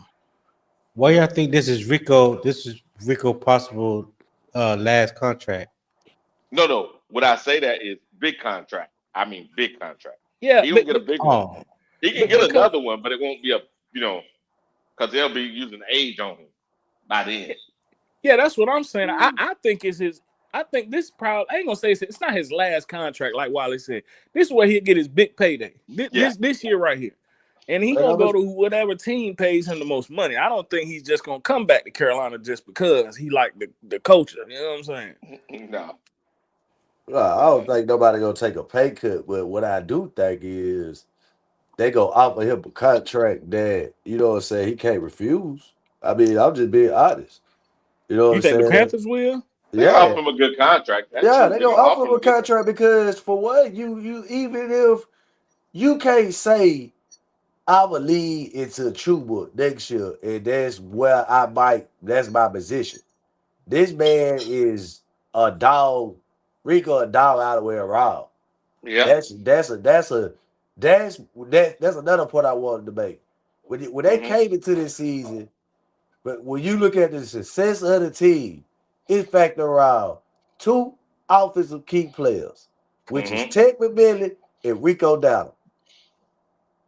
Yeah. You when you look at those 2 key additions to this team, they played a lot in winning football games. Not no Chuba, not none of them guys. Them I mean, two. that's true, but you've I think invested it's a gonna be lot draft Mitchell wise Evans in the too. running back. Yeah. What you said? Me personally, I would definitely offer Rico a contract. I'm definitely there, but I just don't think he's going.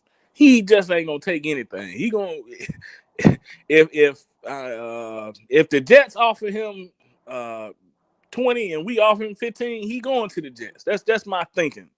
You know what I'm saying? He gonna go with the money. Yeah, he going with the money. Even though the Jets stink, you know what I'm saying? He gonna take the money. I believe. Shout out the Jets. Yeah, the Jets. Yeah, shout out the Jets, man. They'll be back. They got a lot of draft capital. They're gonna be good. Yeah, but the Jets don't need a running back. They're trying to get rid of theirs. Right. I don't think. I just think we kind of, like I say, we can't push.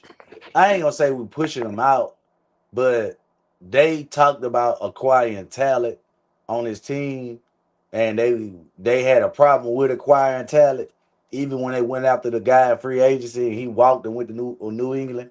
The thing about it is, once they got talent and they were talking about getting talent in his door, I don't think they're gonna let them folks lead like that.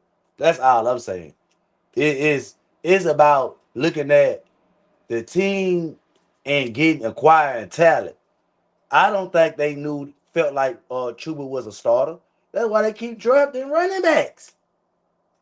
But I just don't see no team letting a guy who's only started 6 or 7 games all year and got all these yards is just gonna walk out the door. That just ain't finna happen, man. They watch Jerry Jones do that. No, that ain't happening. We did it before, man. We've done it before, but This MDJ is got a point. MDJ got a point, bro. Money talk, and not saying that we're broke or nothing like that. If we really think about it, there's some teams out there that got some crazy amount of money that they can pay him if they wanted him to get him out the door. I mean, we just went through that in the draft. Remember, we were trying to get Milton. We offered him a Yeah. nice contract. Yep. What did the Patriots do? They upped up the ante. So Would they not offer him a contract? I'm pretty sure they've already offered him one. The only thing is that his representative said, "No, we're not gonna talk contracts right now. We want to finish out the year," which is smart. And once he gets his 1,000 yards and however how many catches he get and this that and other, and if he get any more touchdowns, it just adds up a couple more million. So he playing ball. He want that money. So it's a Mm-hmm. 50-50 chance that we keep him. I would love to keep him. I don't know. But I say if they kept that sorry that sorry my bad, I'm compensated. The sorry guy all Sanders for them two that big contract they had to sitting on a bench for them years that they had. Ain't no way they gonna let this guy go. You know You what's know what yep. so I'm crazy saying? about that too is that he's up for a contract, and then Brooks is up for a contract after up this next season coming up. Yeah, Somebody gotta go. What the thing about it is this, and this I think what it is. They're gonna say if we get to the end of the year and say they play the way they played in that last game, pretty much even, right? If that's the way it is, he's out the door because they figure between the other two running backs, they can get what they got out of him, and they ain't gonna bust the cap. That's me. I may be wrong though. They gotta have proof to say that though. You gotta have proof that they haven't seen Trevor Etienne do what Rico done. They haven't seen Jonathan Brooks do what Rico can do, or what Chuba can do. Like they know what these two guys can do. They don't know. We don't even know if Jonathan Brooks is he so ever gonna run again. Like that's what I'm it's saying. It's too many question it's marks too many question in marks. the running back room to well, if you go into the off season having the same question marks you had last year coming into this year, right? And you don't got Rico, and we go out there and we struggle on the ground, what you think these folks gonna say? I don't disagree with you saying, man, but I'm I'm just saying. just let's be real now. I do got a question for y'all. How Go ahead. we also got, well, not maybe not a question but a statement that maybe y'all want to talk about. The trust that Canales have put in Evero, like you Yeah, could see it. You could see yeah. that. You know what I mean? Uh-huh. After they've had they one little talk about getting some of the rookies to start and this that and other, and it's worked. You got to say that Evero is definitely. I mean, Canales has definitely put some trust in Evero, and Evero has been performing. I was hard on Evero, but yeah, it's it's a lot of good things cracking. Do y'all think he gonna get another contract here, or he gone? I think In so. I think Yeah, so. You wasn't the yeah. only one. I was hard on the Evero too.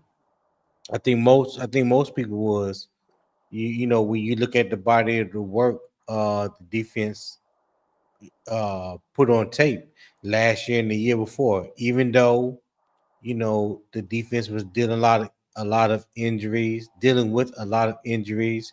There was a lot of turnover in that week, not week one, that year one with Ivero. So he has dealt with a lot being a defensive coordinator, but still, to some levels, like all of that was just based off injuries. There was a lot of poor tackling, guys playing out of position, miscommunication on the back end. Like the defense was a mess.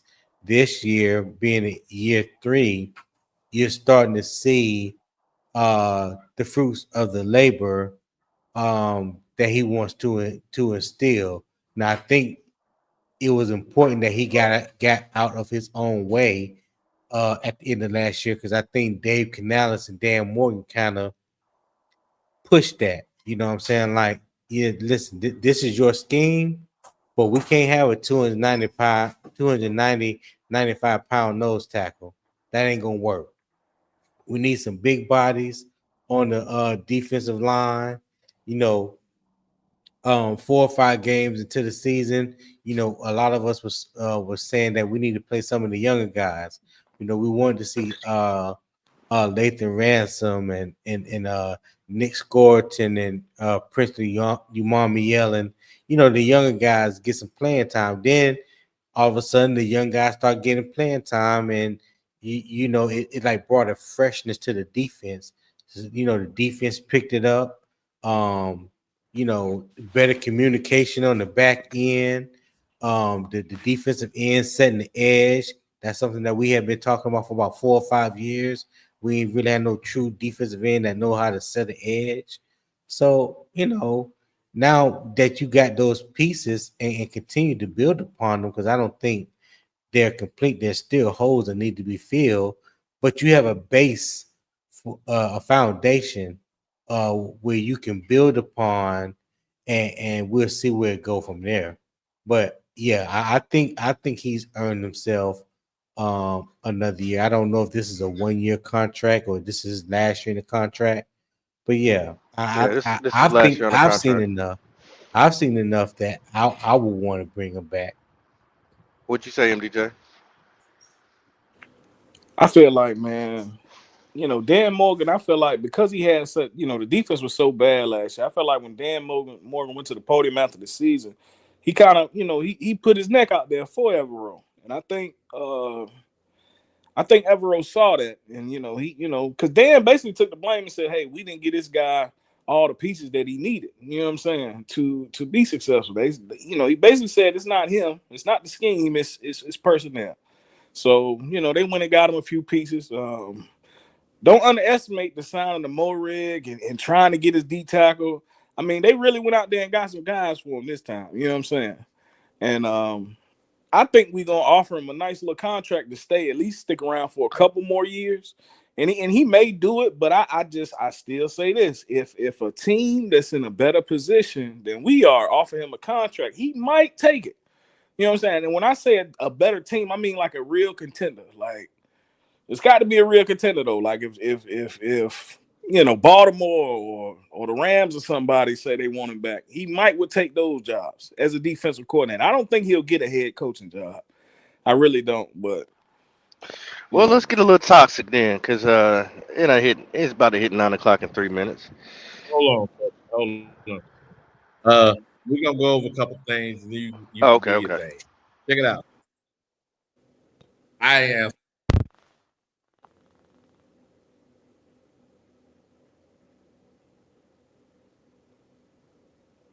Your mic Wow. went out.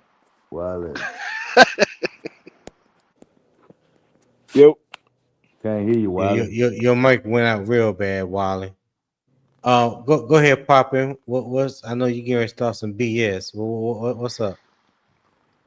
Yeah, because I'm Would ready would would for y'all be your pissed? Would y'all be pissed off? And how would y'all feel?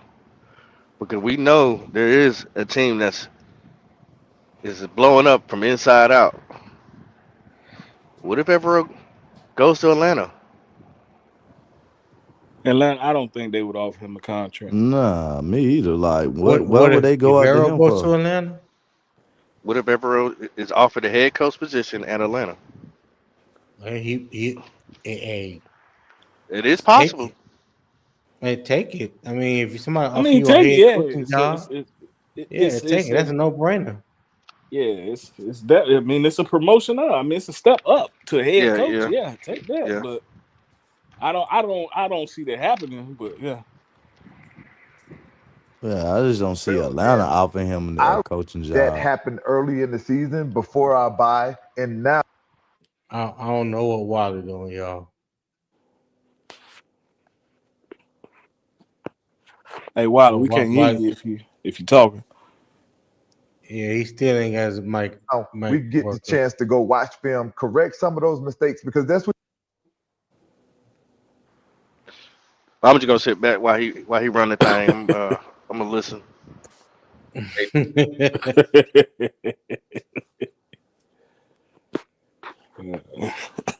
Hello. Them hackers done took over Wiley computer, man. Hello. We hear What's you, up, Hello, Wally? We Wiley. hear you now. Driver. Yeah, we Wiley. hear you. My stuff go. Nice here. One of Now, y'all You say now, good? something now because I he, don't think You my now good, he headphones Wiley? can't, went now off. he can't hear us. Yeah, he can't hear us now. I Yeah, he can't hear must you, can't Tony. I hear. see your mouth moving, but I can't hear you. That's weird. I don't know. You see my mouth moving because I ain't on Hold on one camera. moment. There I was wondering that too. I said, boy, this man got X-ray What vision. what the Is he hell across the Wiley got hall? in that cigar? I'm not even smoking cigars no more, man. I'm So not even smoking cigars. somebody go check the Now, cigars. He be now when getting it was, cigars delivered. I I don't know plugged where in that one my, came from. now I plugged in my my external mic, and it changed the settings, and I was sitting here talking. I was like, what the world, man? So Anyway, you gonna in the middle of your live, you gonna plug in another mic.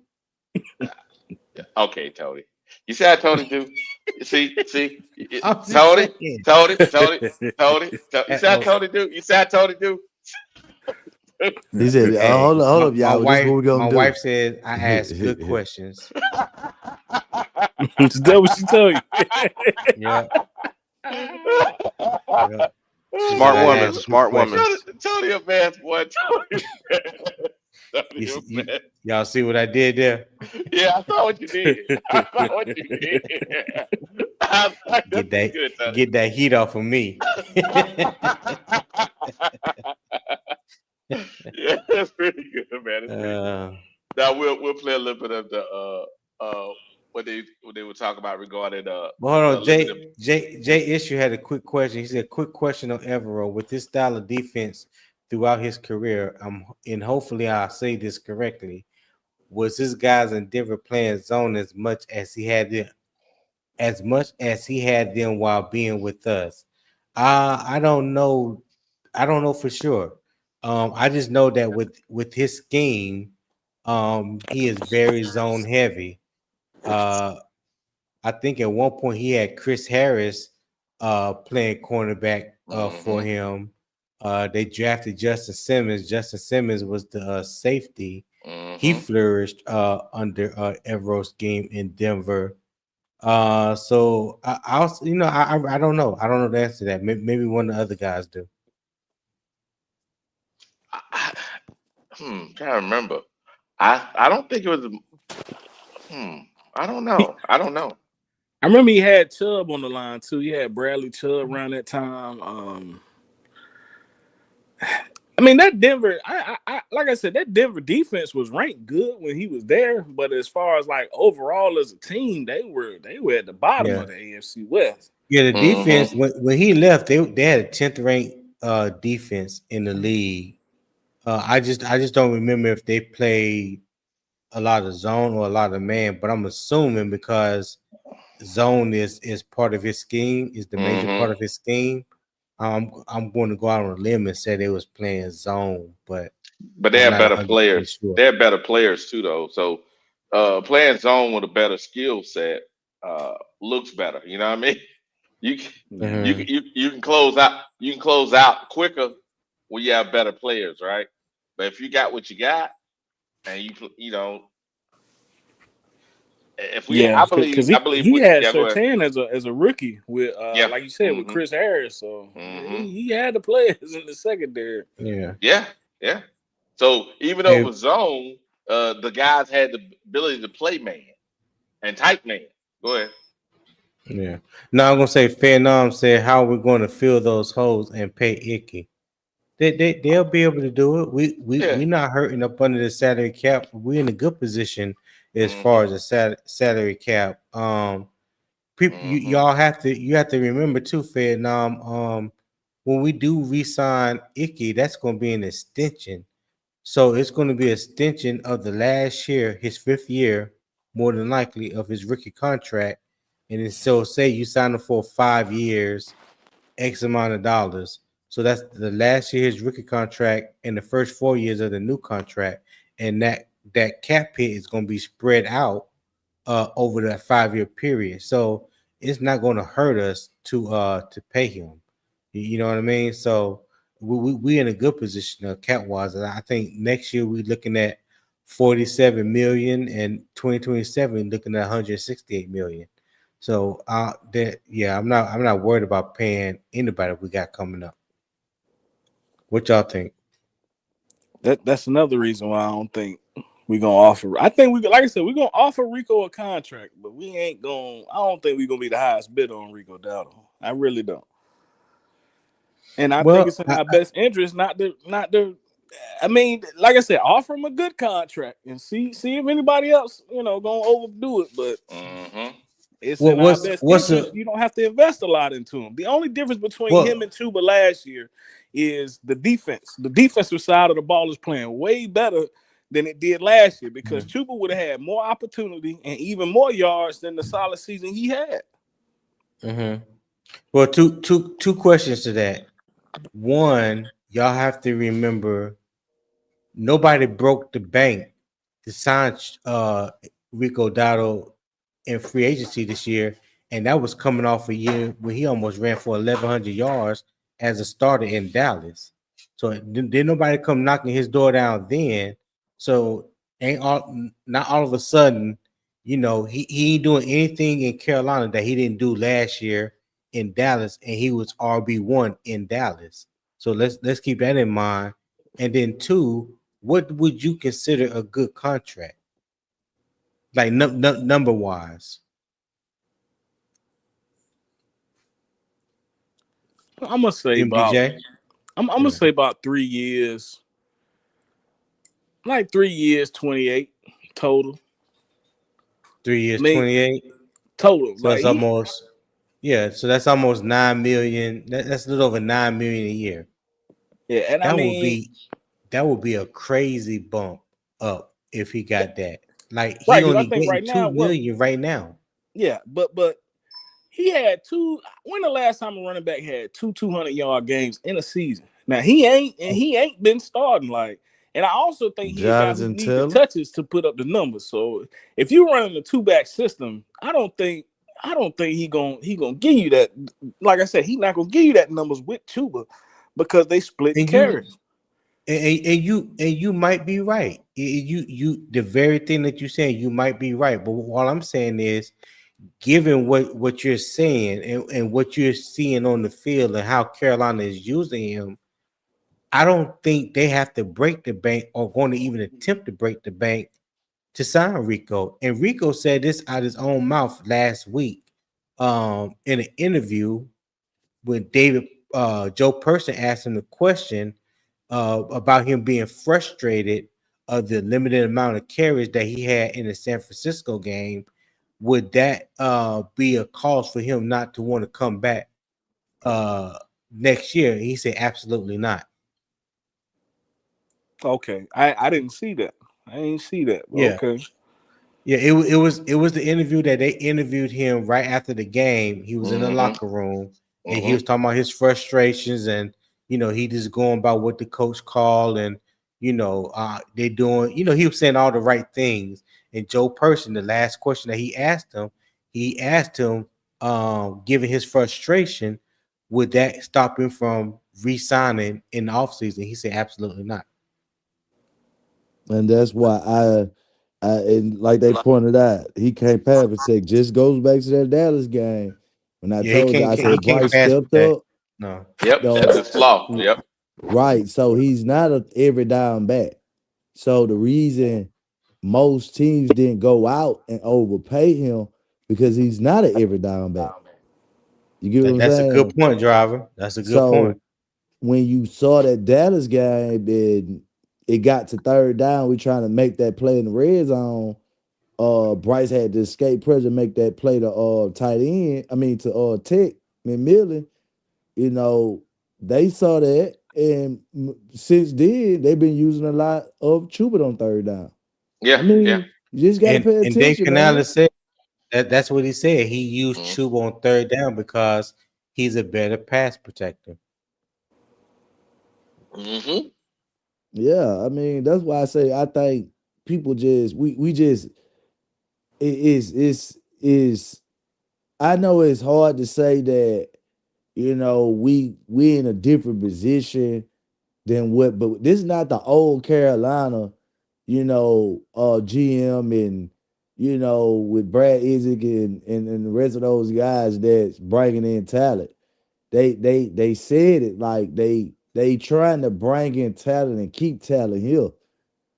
Like you just got to look at it. That's why I say we're more looking at our past history than looking at what they showing you, you know. Yep, very true. Yeah, That that's true. is that PTSD. Is that PT? We keep thinking about the horrible stuff. Like, hey guys, we got good Yeah. stuff going on. Everybody keep talking about the past. I'm like, what about right in front of you? It's like, hey, Yeah. now Yeah. it's right in front of you. It's And, going and that's good. Yeah. yeah, Go ahead, Tom. and rightfully so. You know, Panther fans, you know, us in Panther Nation, we are easily triggered because of all that we've been through as a team, organization, as a fan base in the past 7 to 10 years. You know what I'm saying? And we eager and we hungry to get a winner, to get some stability, to see our Mm-hmm. team in December be in the position that they're in right now. We're talking about the playoffs instead of mock drafts. You know what I'm saying? Yep. Yep. So Yeah. and it's like one bad decision or one dumb decision, here we go again. And I just don't see that with the current front office with Dan Morgan, Dave Canales, and Brent Tillis. I think those guys are doing their thing. And like Dan Morgan said at the very first presser, it's going to take time. He's going to build through the draft. And if you look at the draft, the last two drafts, he's basically his batting average is pretty strong. You know what I'm Yeah. saying? Yeah. Yeah. His batting average is pretty strong. So Mm-hmm. you talking about the draft, free agency. The free agency is kind of suspect because it was kind of suspect that first year. But Yeah. But that, undrafted I yeah. free agents, Mm-hmm.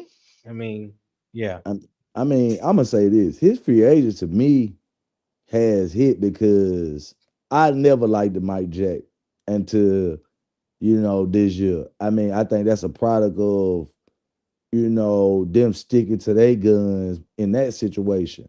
You get what I'm saying? As far as they giving him that money, I mean, it's well deserved. Mm-hmm. You look at Morrig, that's a hit. You look at far as we getting on the who we got in defensive line. I think the what his name, Pat Jones. I think if he would have never got hurt, man, Yeah. I think our defense would be looking Yeah. a lot different, bro. Yeah. I Yeah. miss Pat Jones, bro. Yeah. Yeah. Pat Yeah. Jones was playing Especially good. yeah, especially from the from sack standpoint. Yeah, Yes. because Yeah, he Yes. Yeah. he can Mm-hmm. definitely get to the quarterback. he was getting out and he was helping out in the run. Man, they couldn't even run. No. No. They Right. couldn't run. They You couldn't get run. what I'm saying? I Yeah. So definitely like him better than DJ Warner. Like DJ yeah, Warner yeah. picking up that Yep. picking up that strip sack, that loose fumble the other That was day. That's like the dangerous. best play he's made all season. But it looked dangerous, didn't it? I was like, get down, get down, get down, Yeah. get down. Hey, look, It's all this good. ain't got to do with nothing, man. Did y'all see how good of a game Jadeveon Clowney had on Thanksgiving, man? Uh-uh. What do you do? Mm-mm. He had 2 Yeah, yeah. sacks, Good game. a couple tackles for loss. He played good Thanksgiving, man. I get to him. He just got to Dallas not too long ago, but Yeah, yeah. he Yeah. had a hell of a high game. Well, yeah, well. He'll do it every now and then. It's just the problem has been he never lived up to that number one pick, you know? Yeah, they were saying that. They were saying that. Yeah. Real quick, Mhm. give a couple of shout outs. What up, Deontay White? Deontay said, I don't want to think about mock drafts until February. Facts. I totally agree with that. D Nice was good. D Nice. D Nice said, Rico is a 2 down back. I agree. Yeah. And then he said, give Rico 3 years, 13, 14 mil with the same incentives. If you don't take it, let him go. Hey, hey, I okay. Dave Gettleman. Dave Gettleman. Sound like Dave Gettleman. You don't want this money, Nuke? Yeah, you want this Go on money. in. Yeah, Let me you want stop. this money. Yeah, well, man. CJ said that Chuba is the better blocker. What's good, cousin? He said, what's going on, everyone? All Was due. right. What else? What else did we miss? J Issue, I think he had another question. He said, is this it? No, I think it's this one. No, he said, okay, that's why he asked that question. He said, what can this defense really be if we let Ivero draft his guys or go through free agency Oh, for will indeed. that for the guys fit his scheme. We only need 3 players. We only Man, need 3 players. I've been saying this, man. I feel like the whole time Evero been getting his guys, man. It's not just a coincidence that we keep getting guys that's already played in his system or know his system. That's not a coincidence, man. Evero got say so in that. I'm telling you. I think he do. But they've been giving him the guys that are like, he ain't got no top end guys, right? On free agency.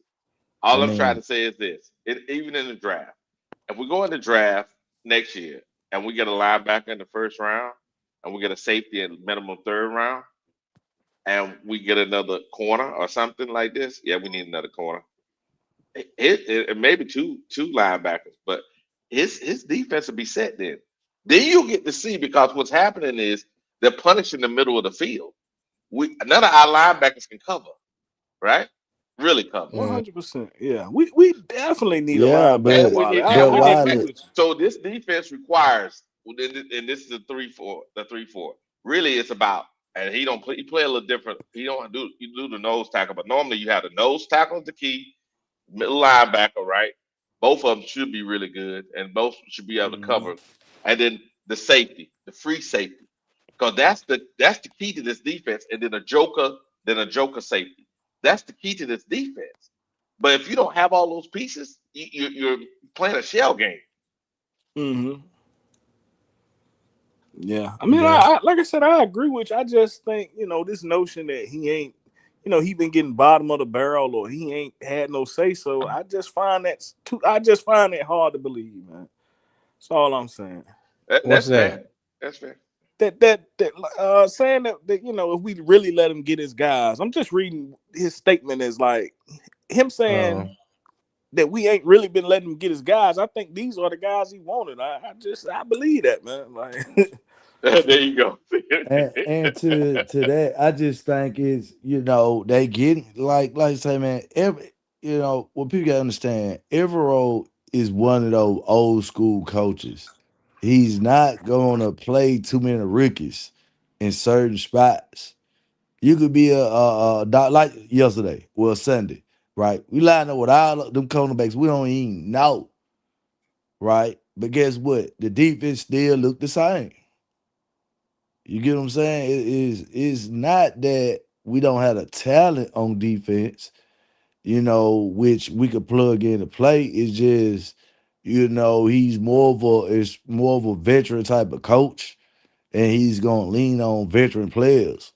I mean, Roseboom, we call him out all year. We still talk about him. But guess what? He leading the team in tackles. You know what I'm saying? It's those type of players that's more of a, locked in at they role where he can depend on, then he gonna go out in the draft and get. I think he more of a free agent type of defensive coach. I think he got what he got because that's who they gave him.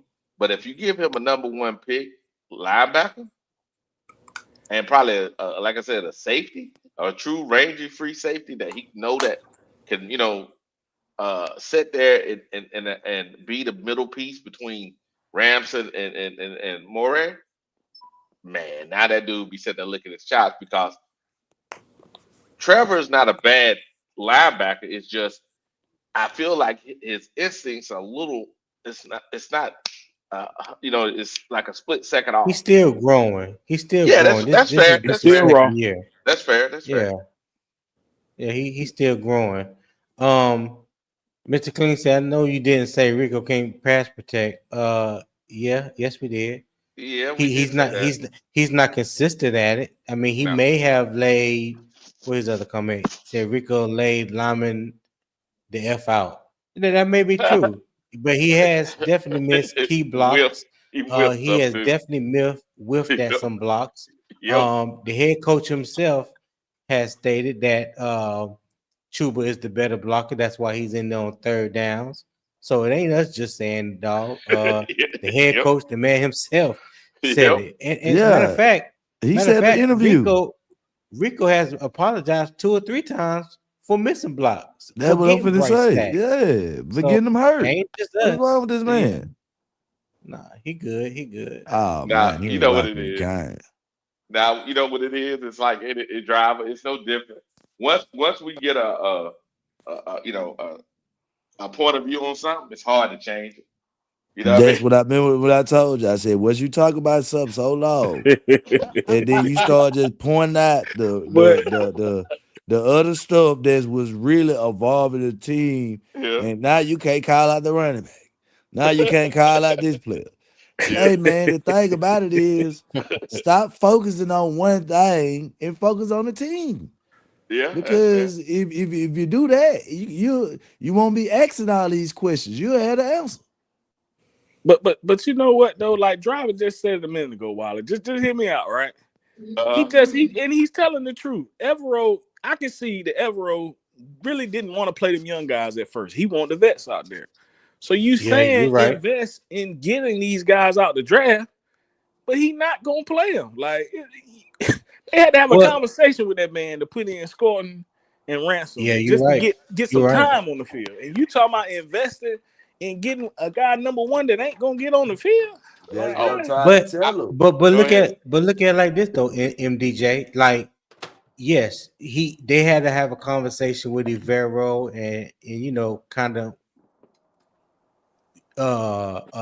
push the envelope, if you will, to get the young guys out there. But he has to see the fruit of his labor by doing that. So he might go into next season, the draft, whatnot, with the mindset, but like, if I get this top tier defensive end, this top tier linebacker, and if he's ready to play day one, I'm gonna play him day one.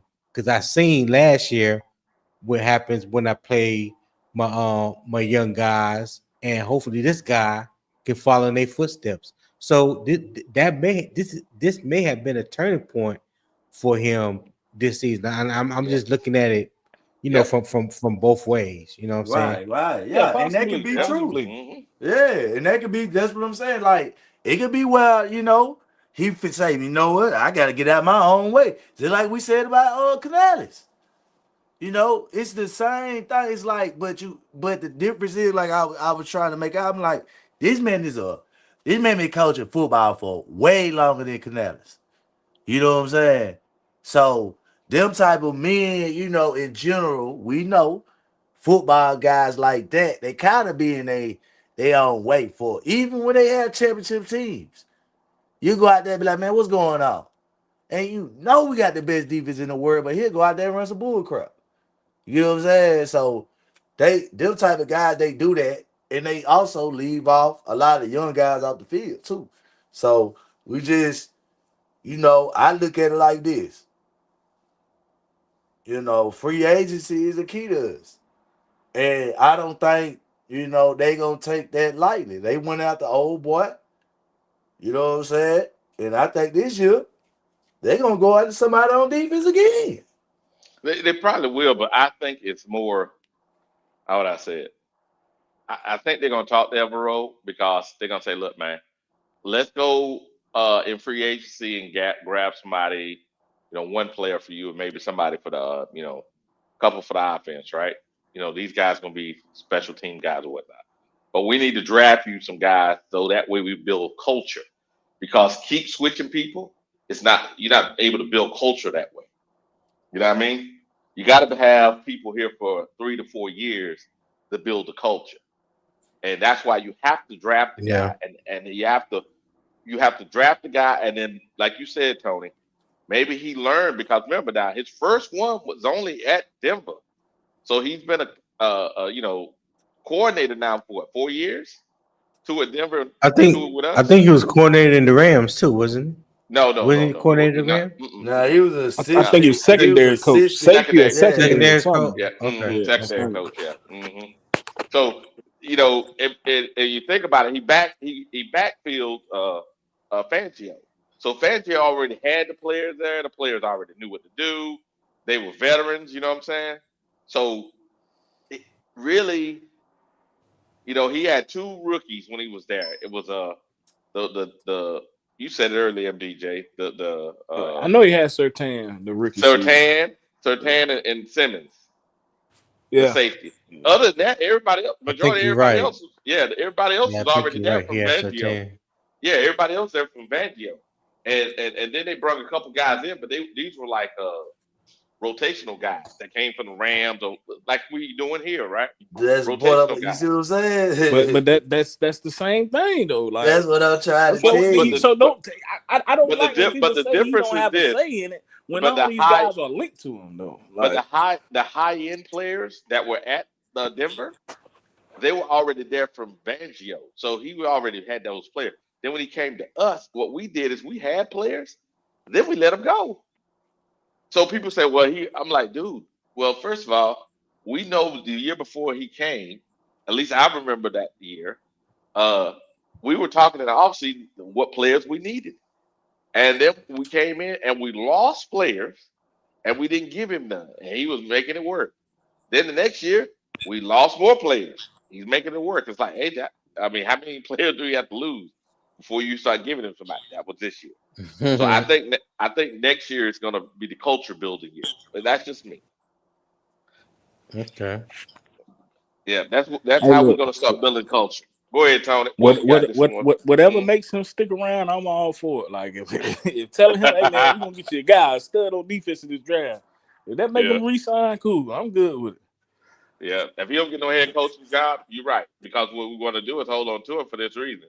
So when he does get a whole head coaching job, we can get that backfield. We can get a 4th round pick out of him. You know what Yeah, Bro, I ain't really worried about that. I'm that he go Wiley with them off the wall takes.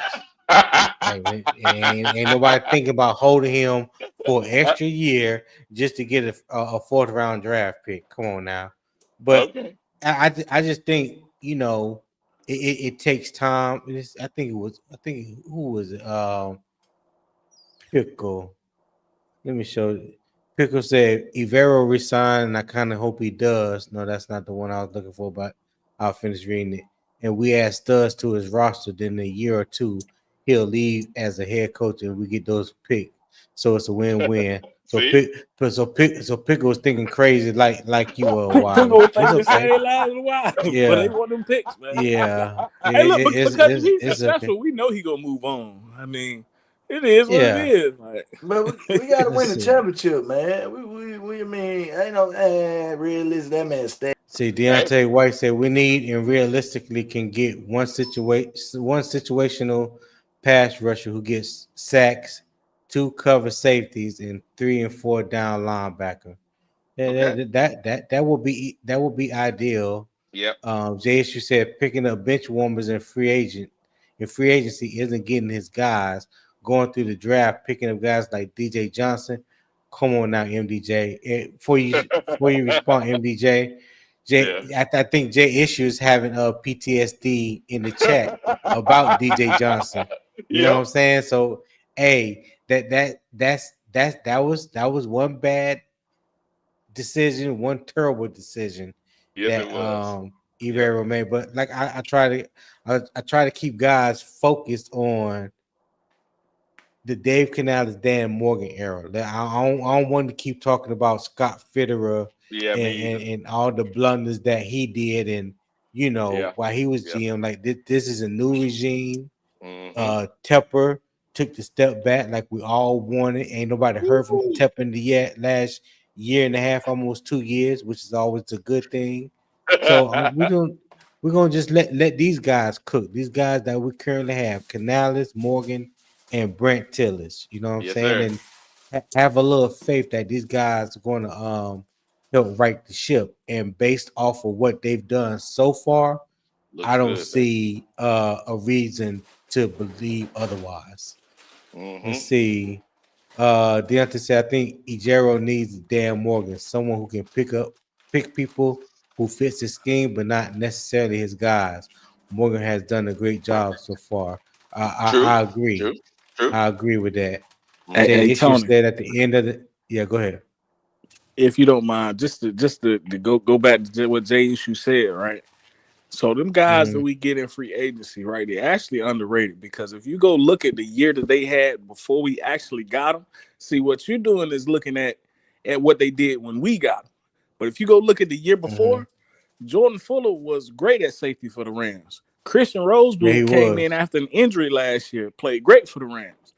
I think he was a Did, leading tackler in the league last year. right. Christian Close Rose to it. Jadeveon was. Close Clowney to had it. 10 sacks the year before we got him. So these guys ain't bench warmers. They going after guys who actually are producing. They just DJ don't Warnham produce had when we get them. 8. They don't produce Yeah, here. DJ Warnham had 8.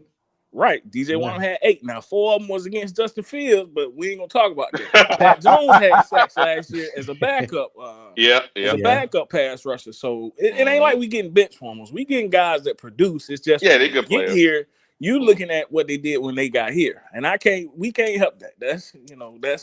But they ain't here no more. So. Hey, look, if they show up, we keep them. If they don't, we get rid of them. But we're not getting bench warmers in free agency. They actually getting some guys.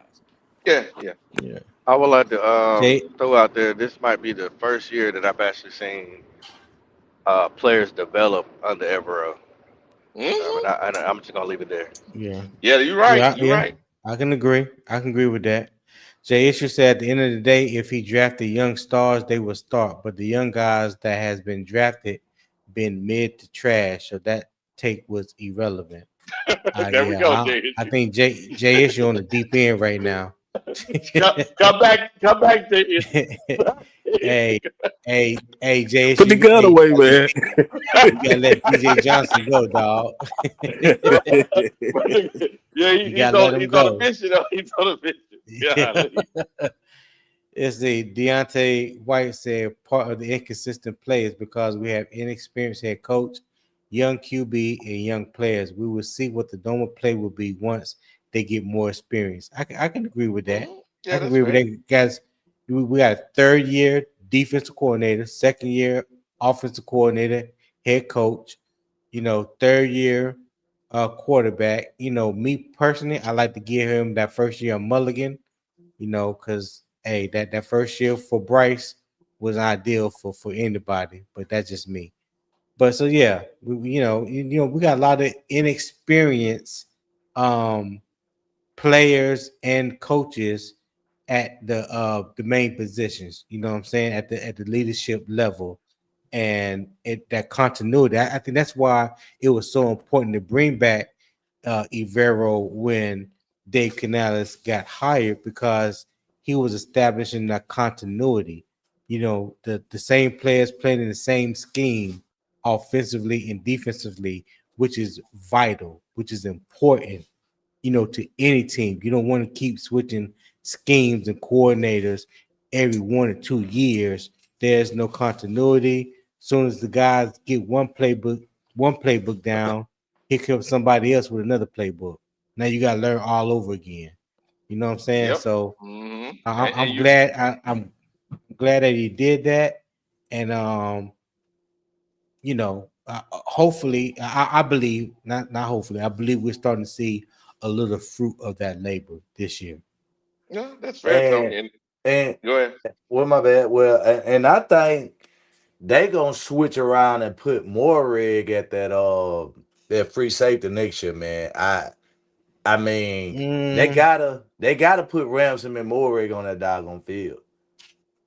well, they have been. They have been. Well, Yeah, not you know you right, driver. Ransom hadn't been starting, but he has been getting a lot of playing time. yeah. They Yeah, he has been getting a lot of playing and time. and to me, when I watched that Green Bay game, I think if you pay attention, you can see Evero trying to teach Morrig how to step back and make those reads, because to me, he gonna have to be key into that. You get what I'm saying? If we decide to go that route, you know what I'm saying. But I think that would help out our defense a lot if they do and keep Ramsey in the role he in when he started Yeah. yesterday for Latham and allow uh Morrig to just play back, because he can play coverage.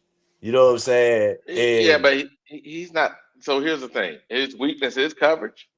Yeah, his weakness is coverage. Uh, but what's Nick Scott weakness? coverage. We You don't. see what I'm The, saying? the only one, the only one we currently have is Richardson. I don't know why they don't play him. He's the better coverage guy, and Tony knows this. He's the better Yeah, coverage guy. I Uh, agree. but I don't understand why they don't play him. But That's Ivero boy. You know Yeah, that. that's That's true. Yeah, Ivero they got. boy. Yeah, they gonna have to tell him, look, dude, we gotta let him go. That's why if they draft somebody, Nick Scott has to leave. You know what I'm saying? He has to leave, and that may force the change. Get him out of his comfort zone. Because it seems like every time you get him out of his comfort zone, he does better. So maybe forcing Mm, Evero out of his comfort zone would be better for the team. So you yeah. think you'll rather go with him, Richardson over old what? Uh, I, Morey. no. What No, I'm over trying to say Nick is Scott. over Nick Scott. When you go three safety, it should be Moray, Ramson, and Richardson. Yeah, That's I'm what it should talking be. about just to start the game. Start the game. Start the game. It should be Richardson, and then Ramson should come in. I'm about to be Well, like Pop, man. Hey, look, man. Y'all think we can when get they another go to that defensive down, coordinator? Hmm? huh? Y'all think we can get another defensive coordinator to The do pro a similar job? the problem is this: even if you got a I different do. one, even if you got a different one, right? Then here's the problem: Joe, they playing a 3-4. The tendencies are different, so they may want different players. So you may end up with drafting different players simply because it doesn't feel good to that person. Yeah. You might get Let's somebody in here see. let J.C. Horn travel with the best wide receiver though. We don't need him to travel. He's been doing good without traveling. Right, but he could be better though. I'm just saying, man. You Okay. got a lockdown corner that stay on one side of the field, man. It ain't like Yeah. I like Yeah, Mike Jackson, but it but ain't remember like you got a stud over there. we did it. Well, we did the same thing with. Remember when what was his name? We had a first, he had a year in 2015. Shoot, I'm blanking right now. Remember he went to Washington. Shoot. Norman, Josh Man. Norman. Josh Yeah, Norman. Josh. Yeah, Josh. Josh was sitting down half the field that year. He was shutting down half the field.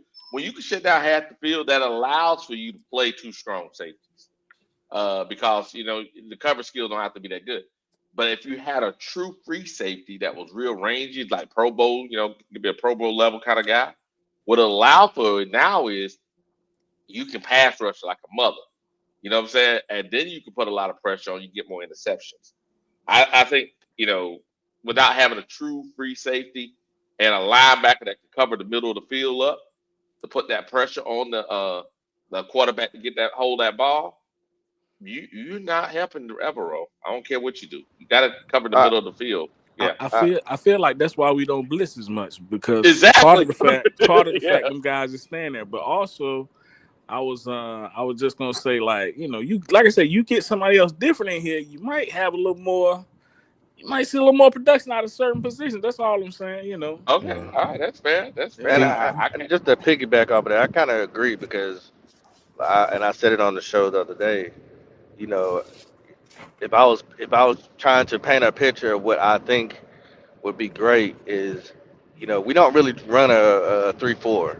Like we're running a 4-2-5 or different Mm-hmm. transitions. look at And Padawan.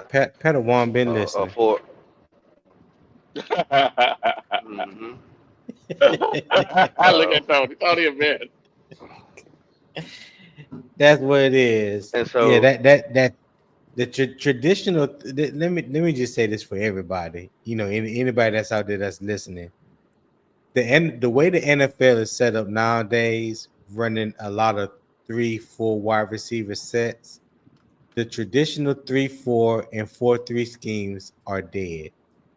Hear me closely. 3-4 and 4-3 schemes are dead. The hybrid is the 4-2-5.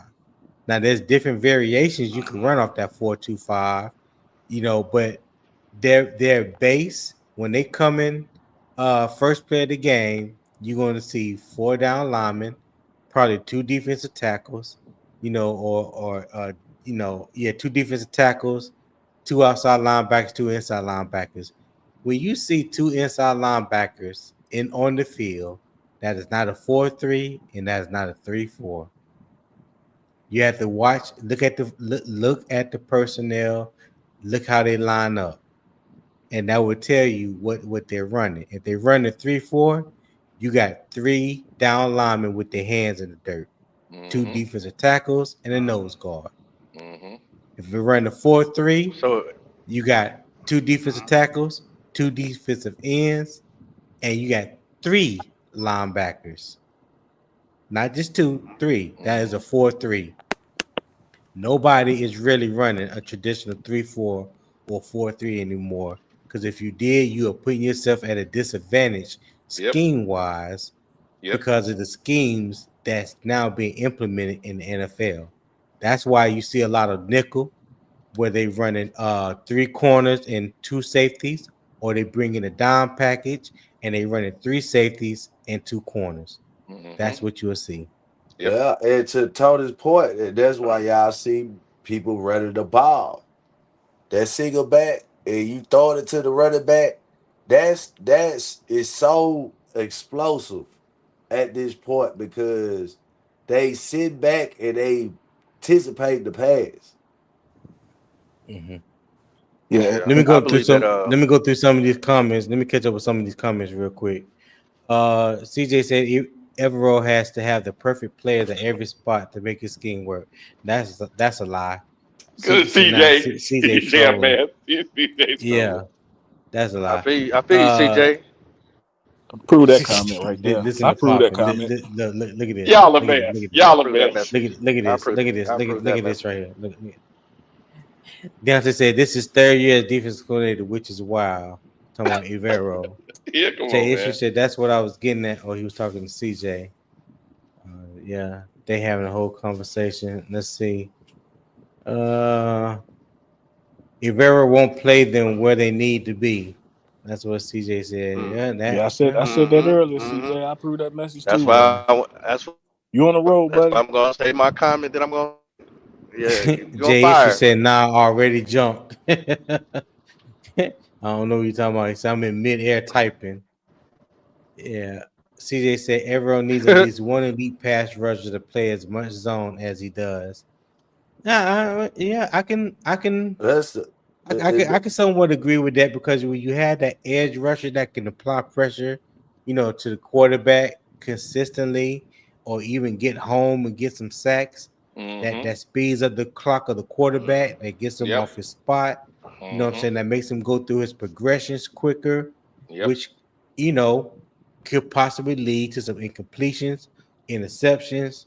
Whatever the case may be. right. He said, CJ said, "Nah, Morgan is not strong in coverage. That's facts.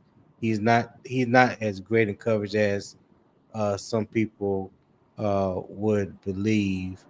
Yeah, I'm not. Let's see. Yeah, and I know that. I'm just using that to state what this team could develop a pass rush.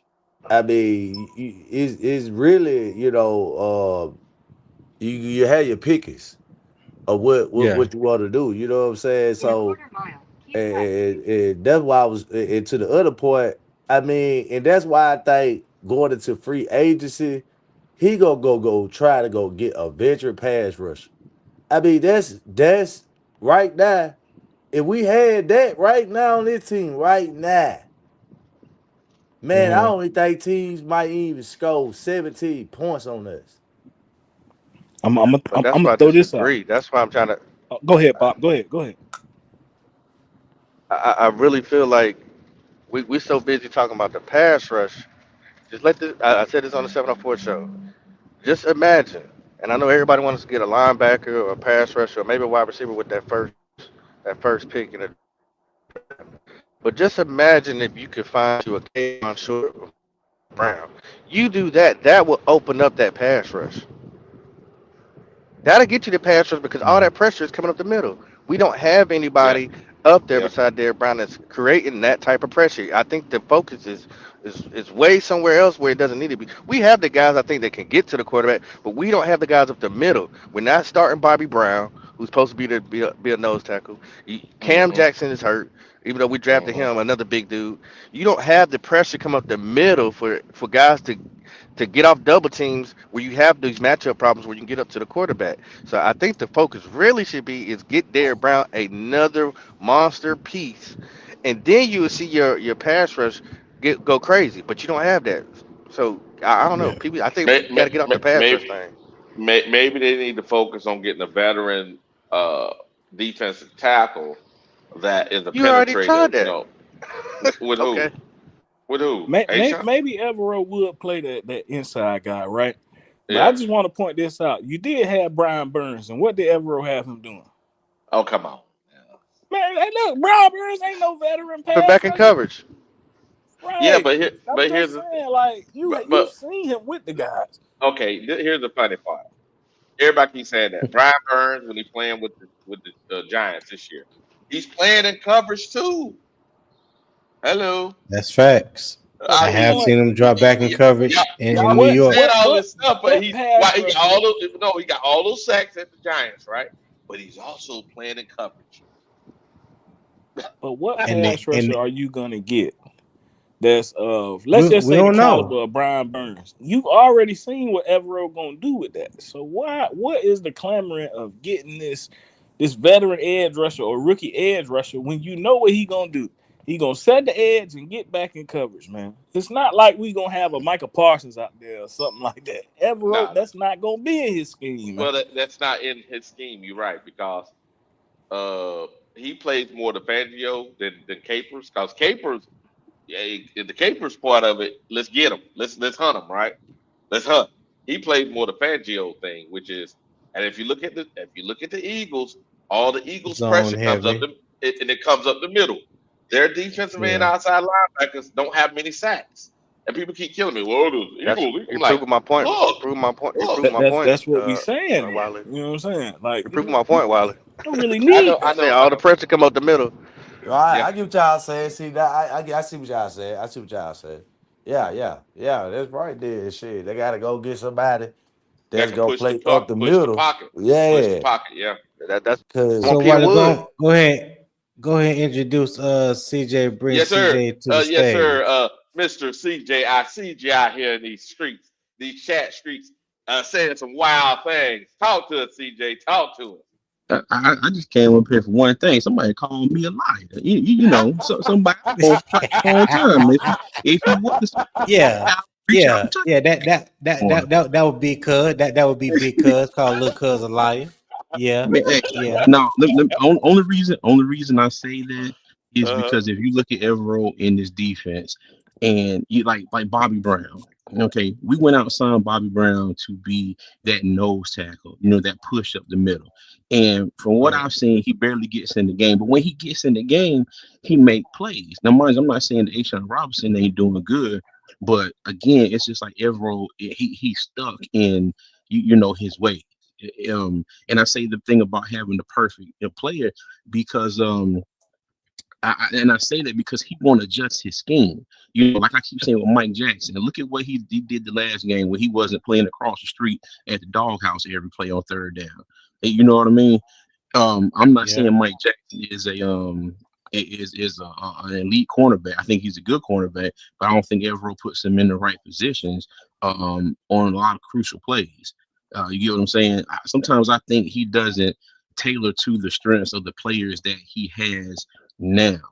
But now mind you, if they turn around and have a great off season and get all the type of players that Evero wants, then I'll probably be sitting here next year and be like, well, the defense is looking better than last year. But my thing is this though, what is he gonna do with the talent that he has, like right now? But and I say that, and I have to say I think he's done a good job with it this year. But I still think it's room for improvement because what if Carolina has another offseason where they go out there and they get some more guys and it's not like the perfect fit for Evero's scheme, at every position. You get what I'm saying? Because we Now that need we need another free safety who can cover better. Look, well, a little better than Nick Scott. I don't think Nick Scott is done bad. We need a middle linebacker, somebody who can get out and cover as well. Because we always giving up that soft spot in the zone right behind the linebackers. So I don't know. That's just my thoughts this so morning. that sounded like a more well thought out educated opinion. We appreciate that, CJ. That sounds like 180 degrees different than that BS that you put up in the chat. So we want to thank you for that. You know what? The We hell want to thank. stand on what shit. Damn it. I like that magazine version better, man. That's why I don't read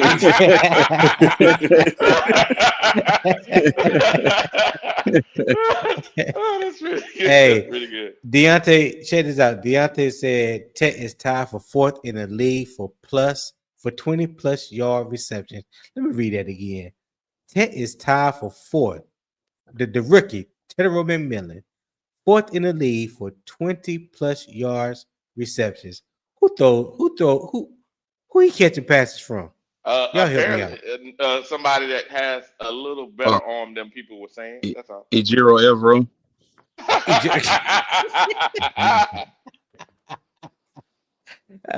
Nah, man, Bryce yeah. don't throw deep, man. So we ain't talking about him. Hey, We talking hey, about that's what I'm The saying, red rifle Robert. taught him everything he know, man. Hey, That's there you what that. Hey, I was wondering because I thought I was tripping. I didn't want to say the wrong thing, you know, and the haters, you know, get on me. You know what I'm saying? I'm already a wanted man out here. Now So you know he that's cool can't though. throw 15 yards down the field. So Yeah. Jay Issue said, "What's that on driver's picture?" go. I think Oh that's a yeah, crime Atlanta gotta foul wear picture. that. They gotta wear it. So Yeah, yep. put me on top, Wiley. Uh, See, the yeah. hold on, Panther who's that? fans, Julio? Jordan face. that's Julio. See, they whole franchise. See, this they franchise. Yeah. This Nah, ain't just particular players on their team. Now, this how they always be. no. Around this Poppin, time, they Poppin, be Poppin got the best one. Poppin got the best. Hey, Poppin, gracious with that that profile pic that you have of certain fan. You know that was beautifully wearing our colors. Wiley White, what are you doing? I I ain't got that one loaded up. I gotta get that Oh, though. you ain't got loaded up. No, Okay, no, no, all no, right. no. I Just gotta just get the to that. fact that you have it though, man. Hey, Pop, CJ. you did a good job, man. Hey, how do I spotlight driver? Absolutely. Oh, just run your Click on mouse over his driver. Click here. There you Hey, go. hover there it is. your mouse over him and look hit the at little expansion button. look at the Somebody dude That's behind him, got man. Just Julio look at the picture dude with a behind Georgia him, man. crying face. Got it. Yeah. Look at the dude behind him, man. that Just think about it, man. This is how they that dude look always. like that dude look like Jerome. That look like Jerome from Martin. Yep. Yeah. Yeah, it does. It does. Every year Oh man. I don't know how they to get it back. predicted him. I got it. They I had got it. all them players top 100 every Uh, year. They yeah. said Atlanta Falcons going to the man. They had all them prime time games. You right about All that. this, Yeah. everything. They had everything Spent scripted out. out. Spent What that happened? whole draft. Remember they traded. They ain't got no first round picks next year. Uh-uh. Yeah. They spent the wide. That, Who is that pick going to? Who the uh, first round pick going to? Rams. The Rams. the team we Oh just beat. wow, And the Yeah. Ram, and guess wow. what? The Rams gonna get a good pick. Good, Gonna great Yeah. player. get They a gonna pick. draft a great player. This the thing about it. We beat the Falcons twice and beat Yep. the Rams. So Yep. it just shows you how just dirty birds they really is. Yeah, they just the dirty birds. D Driver, you a nice. mess, boy. You a mess. D nice said that 3-3-5 hybrid snow ram was good. They need a true nose tackle. That that was a good scheme. That's that college scheme. That 3-3-5. Mm-hmm. Yeah, It yeah, was a great scheme, especially with the way they had Chin Ooh, playing that rookie year, man. It was great. yeah, yeah. yeah. And The Chin the ain't the, been, the he ain't been thing, that since. Go ahead. yeah. The thing with Snow though, Snow in third and fourth down situations, he played defense like you've ever played defense. Like there were times when Snow, our defense had teams third and 15, third and long, third and 15. I remember third and 17 play. I believe it was. I can't remember if it was Atlanta or not, but it was like a third and 17 play, and they gave up like a 24-yard completion right down the middle to the tight end, not a wide receiver, but tight end. But that was something that I know I harped on about him, is that he wasn't aggressive enough. on 3rd and 4th downs. Like, you do all that work to get teams in 3rd and long. You don't sit back and let the quarterback or give the quarterback time to complete those long passes. You got to get after him, make him get the ball out of his hand quicker than he wants to. And then, if he completes the pass, then you have your cornerbacks and your safeties or your linebackers can rally up and make the stop. You know what I'm saying? But he ain't do that. He ain't do that. That's just my opinion. Jason, I almost don't like those schemes. It sound like a disaster waiting to happen. I Here we don't know go. what Jay talking about. I don't either. Oh, what's up, Doug? What's up, Doug? Doug said, "Man, Wiley, what's happening, man?" And panel. I hope y'all enjoying the bye week and buckle up for the last 4. That's facts, cuz. That's facts. We gotta get our mind right. Get our players back healthy. Hopefully Dave. Well, I ain't gonna say hopefully. I'm pretty sure Dave Canales and Brad Isaac is scheming up some more plays. They're gonna put forth some things that we haven't even seen this year.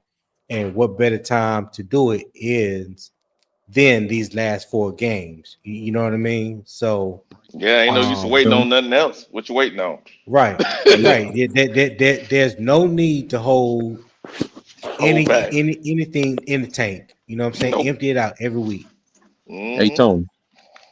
Yeah, what's up? Hey, they need to pay Bryce some overtime and get him in that film room. Let him think about Here we go. Hey, Here we go. Here we go. Here we based off go. what based off what Bryce said, I can't even argue with you on that one. Nope. Can't Nope. even Can't argue with you. argue. Hold He on, he did said himself that. absolutely no favors. Yeah. He said that before the Rams game or after the Rams game. Before the Rams game. And you know Oh, Yeah, what? he okay. said it was after I see the you driving. 49ers I see you game. driving. I see you driving. Look They at need to Dom put the Okay. best. Bryce in the freezer so he stay just like he was, Dom and is the then go best. on throw him out for the next game so he stay just like he was, but Bruh. stay the same. You ain't gotta worry about it. He all right. He is all right. He's going on a towel. Just know that little joker right now, he finna get a break. Yeah, he finna see now he can sit back, think about all the stuff everybody just said. See now, he finna turn it up to a whole nother level. Yeah. See, people, yeah, he got people on the hit list. I'm starting to realize it. See, y'all ain't paying attention, man. Them That's folks Here got good. him we on. go. Yeah, he got him Here we on the go. hit list. Baker make. Oh man, especially the dude. What his name is from the Saints? Ty. What the dude name is? The quarterback. Child. Oh yeah, he Man, beat us in his first start, man. I Tyler ain't gonna sleep Shaw. on that joker. Man, Bryce coming for him. He is coming for him. Yeah, they said that man Yeah. outplayed the man. That man, come on, man. Come on. Jay Come on. Jay Issue said, what if Evero figured out if guys get behind Mike Horn, that's a wrap, and that's why he has to play them in zone because it fits them. Mm, I Yeah, Tony, we need. mean that. Tony, the reason JC need to travel, right? We finna go. Yeah, We gonna get a home playoff game. We win this division, right? right. Guess who coming to town? George Pickens. And you see what George Pickens did to us that last game, man. I'm just saying, Yeah, man. You gonna play Pickens and Lamb this time. So hey, look, JC Yeah, need to be where he need to be, man. Pickens was their whole offense, dog. Their whole offense. yeah. Jay Issue said, I'm with y'all, CJ. I want him gone, but I also just want to see his best defense if we don't have so much going on with the team. Okay. I don't know what Jay Issue talking about. He said the defense response was when you broke down the 3-4-4-3 scheme, Tony. Okay. All right. So yeah, go ahead, Wally.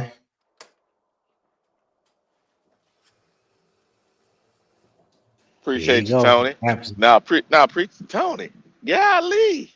Slow down, Tony. Okay, my bad. Slow down. My Slow bad. down. My bad. You know, once we go past 2 hours, I gotta take a walk, man. I gotta take a walk. You know what I'm saying? Once we go past 2 hours, I'll take a walk, man. But I was gonna play that defense, but we've been talking about the defense. Now, I only got one more question, unless somebody else does.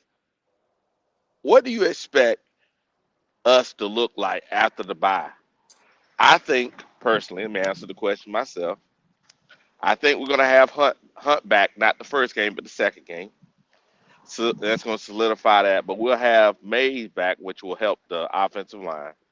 And lastly, I think that Everett has learned some lessons with the players he had to play, and our defense is going to look much better going down the last 4 games of the stretch. That's just my perspective. You want to put some money on it, Wally? No, no, no, no, no, no, no. I can't do it. Doc. I can't do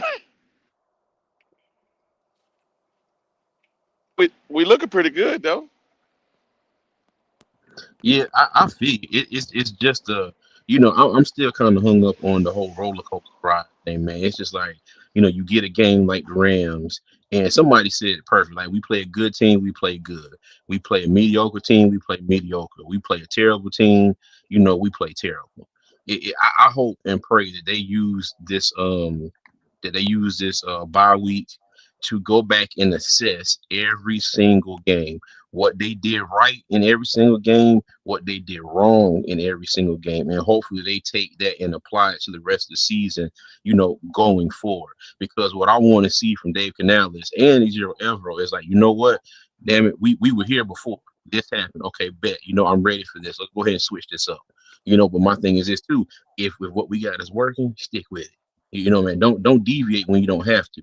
But when you need to be able to switch gears, be able to switch gears. And I think that's what's happened in some of these games where it's just like you come out of the gate, you get that first drive, the scripted drive, everything's good, touchdown. Then the other team is like, all right, bet. Well, here what we've been working on all week. And then you get our coaches on the sideline, they'd be like, crap. I don't have a plan B. You know what I mean? I think that should be his, especially Canales' next evolution as a head coach. He got to have plan A, plan B, plan C, and plan D. Like he got to have contingencies for everything. He gets caught up sometimes where it looks like if his first set of schemes or whatever don't work, he like a deer in headlights, and he's like, somebody help me out here because I don't know what to do. But yeah, so I hope we can kind of get to a way we can get better at that. After I know it's not going to be perfect, you know what I mean, but hopefully they can get in the right direction. Okay, that's fair. Tony, Yeah, I'm busy right now. Y'all go ahead.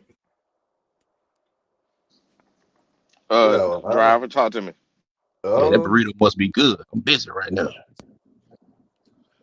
Well, let me see here, man. I think I kind of touched on a little bit of earlier, but not enough. But I think coming out of this bye week, we're in the best position than any team that we gotta face.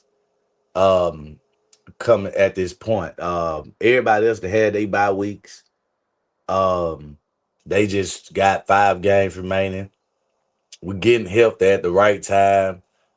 Um, really not the only. Well, Thornton was a significant injury, but I think last week proved that we got the depth if needed.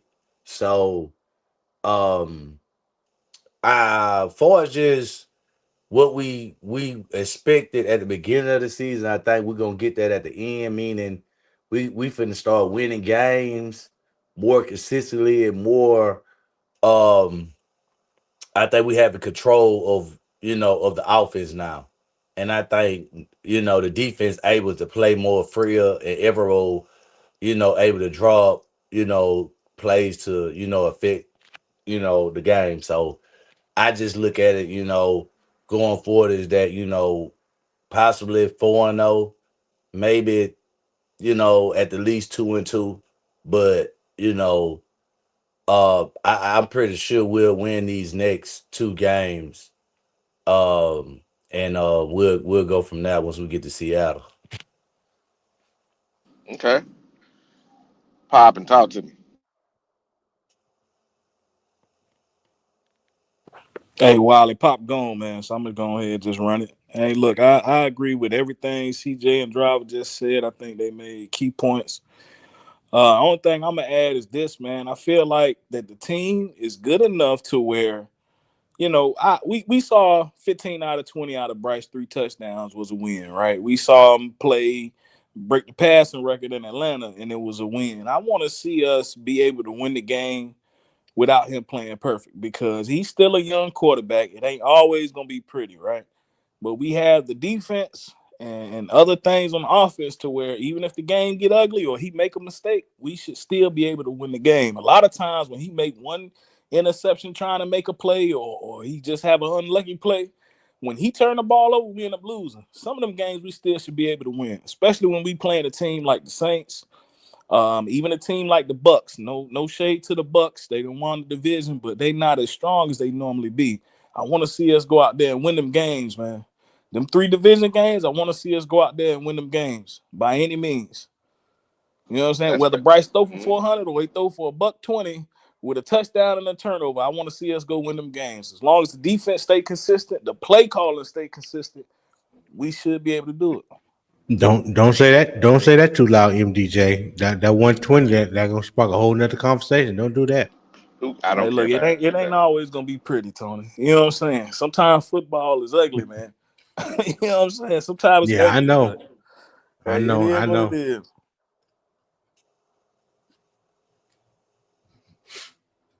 Yeah, sounds like winning all that Yep. matters, and it should Mm-hmm. be. That's where it should be, though.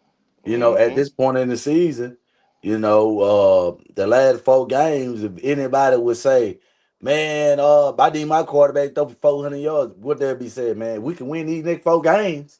That's what they focus on. Ain't nobody focus on what their quarterback should be doing at this point in the season, especially if you got a chance to get to the playoffs. Facts, You know, Driver. I agree with Yep. that. Mm-hmm. you know what I'm saying? You know what your quarterback is at this point. If you don't know, then you should be fighting for the playoffs. Yeah, That's did So y'all good, see Mr. that Hunky game Dory. with where Chicago basically, bullied Philadelphia, right? We used to Philadelphia being the bullies, but Chicago went out there and just imposed their will on them boys. We know Caleb can go out there and throw for 300, but he didn't. You know what I'm saying? I think he only had like 160 or something that game, but you know what no I'm saying? The touchdown. point is Yeah, you can win yeah. the game by any means. That's all I'm saying. By any means. We got a complete offense. We can pass the ball, we can run the ball. So, like I said, as long as the play calling is consistent and the defense does just enough, we should be able to win them division games. At the 2 Bucks games and the Saints games, I want to see W's in them, all 3 of them games. Okay, that's fair. Tony, you about ready? For what? Okay, no response. Gotcha. You eating? I He's see. still he's still eating that burrito, man. What you got? What you Hey, got in there, man? Sausage, you bacon, close. chorizo. You What kind of close. what you got for us? No, it's a So we don't have a Chipotle. Well, we do have Chipotle here, but this is a company that mimics off of Chipotle. It's called Mellows, and I got one of the bowls. Like how you would get from Chipotle. Oh yeah, Yeah, that's Mm-hmm. definitely good Mm-hmm. eating, man. I love those spots yeah. anyway. Hey, That's Hey, mm-hmm. driver. Hey, when Drive was talking about winning is all that matters. Winning. You get these people out here where they don't. It's like they don't care about the wins. They don't care about the wins because they got a point to prove. You know what I mean? Sometimes winning don't fit people's agendas. If you get what I'm Very, saying, very, very, very true, CJ. you know what I mean? Here's the funny part, CJ. They always said winning cures everything. So if we start winning, guess what happens, CJ? Agendas go away. I don't know about some of these now. Some Well, some of them well, these is well, just deep rooted in Hey, look. concrete. well. They'll look well. They'll Sometimes start looking hollow though. They'll look hollow though, CJ. Eventually, what happens is when you start winning, you start looking crazy because everybody gonna start looking at you like, "Why? What's your problem? Which we Yeah, winning? and It's guess true. what? We winning? Come on." The louder they was at first, the quiet they is now. So the difference is Yep. they ain't got the same ecstatic and the energy and the excitement after losses no more. You know what I'm saying? Hey, look, Yeah. boy, Yeah, yeah. driver, you right, man. Hey, look, they leg. Hey, look, if things go right, the legs don't work all of a sudden, man. You ain't got nothing to stand on. Hey, That's all I'm hey, but saying. but you- but you know what though? You know what though? Y'all know them goalposts at training camp. But when I tell you they done ordered 75 boxes of wheels from them goalposts, because let Oh me tell yeah. you, they burning them up, moving them side to side week after week. That Yeah, but goalpost keep on moving, boy. here's the deal. Here's the deal, guys. I'm like this. We over here, we enjoying ourselves. Ain't no use talking about that. Ain't use talking about that. Cause we over here, we talking good football. People enjoy it. We ain't got to worry about what other people say. Cause if you're looking at the game and you listen to what we're talking about, we talking ball, and that's the only thing I really want to talk about. All the other stuff, man, I don't really care for it personally. Cause I was telling Tony the other day, killing my vibe, baby, killing my vibe, baby. Hey, where My ain't nobody my messing bad. my vibe up? Hey, you ain't messing my vibe up, CJ. Remember we were talking about CJ, right? It was you, CJ. So you ain't That's true. messing my Yeah, I vibe up, mean, man. Yeah, yeah. Nah, we good, man. We good. Just keep the vibe high, man. That's all. What you say, especially when you been right the whole goddamn time, and they still just screaming through just straight ignorance, and so it's like, well, hey man, you can't lead them to the water, man. Sometimes you can't lead that horse to the water, man. When they get thirsty, they'll start talking again. It'll be a different tone. It'll be a Yeah. whole bunch of excitement going on. I Winning promise you cures that. everything. Winning cures Yeah. everything, man. That's what it does. And the good thing about it is this, and I think it has to go back to there's a lot of PTSD, and we need to heal that in this community. And unfortunately, it's been so bad so long. A lot of people got a lot of bad habits. We need to get those back. Take some time, but it'll all work out. Take some time. And that's why I'm here for, man. That's why I told him. I said, our brain, we gonna come together. And you don't know it or not, by the end of the season, Yep. y'all gonna be drinking this same. Well, what I did I tell that Wiley? Yeah, you did. Uh, that now you gotta wake up, cause it gonna happen. And when it happen, I want to see is you go wake up or you go down that ship. See, when you down that ship, see, you can't come in with no expectations on the team. Cause now I'm just gonna draw you out. Yeah, yeah, because it's over with.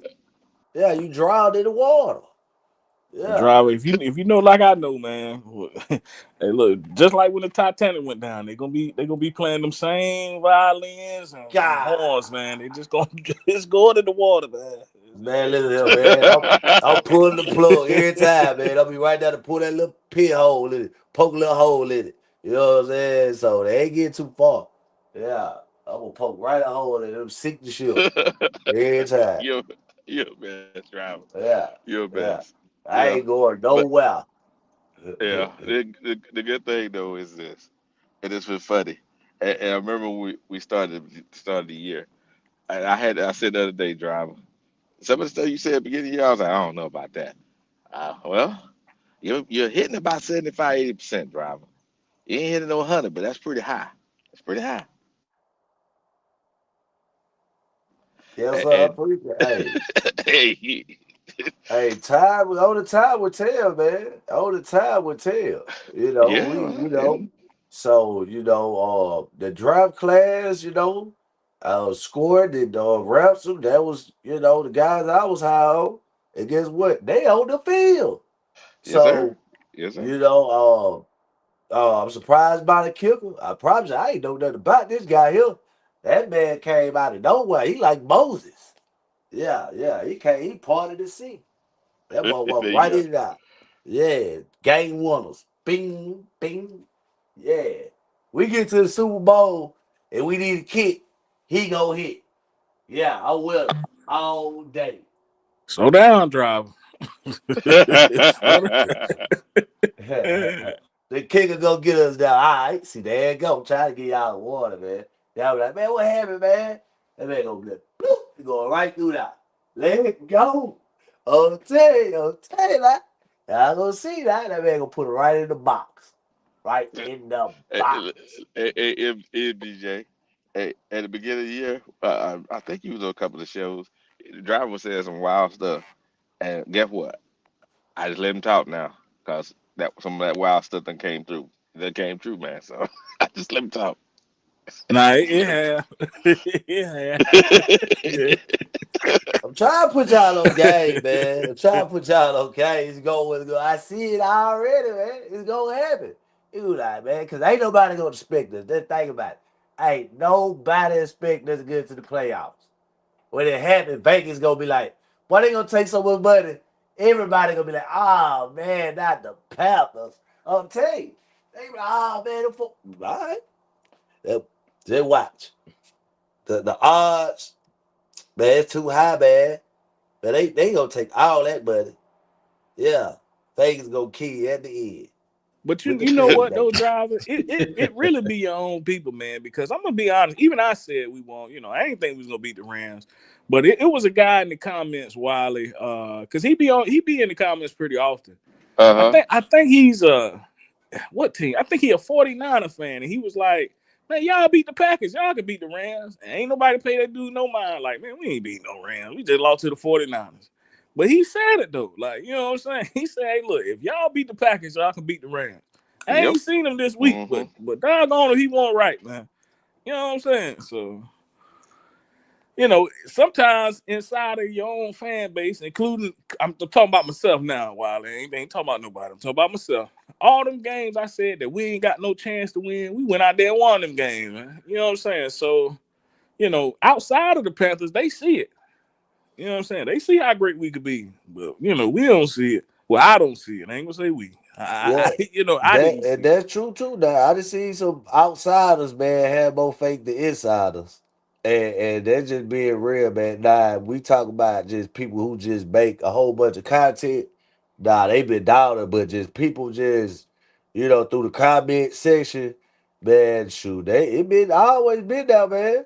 It's people just rocking with us, man. It just, you know, what I see, it seems like, some people, have that PSD, from the past.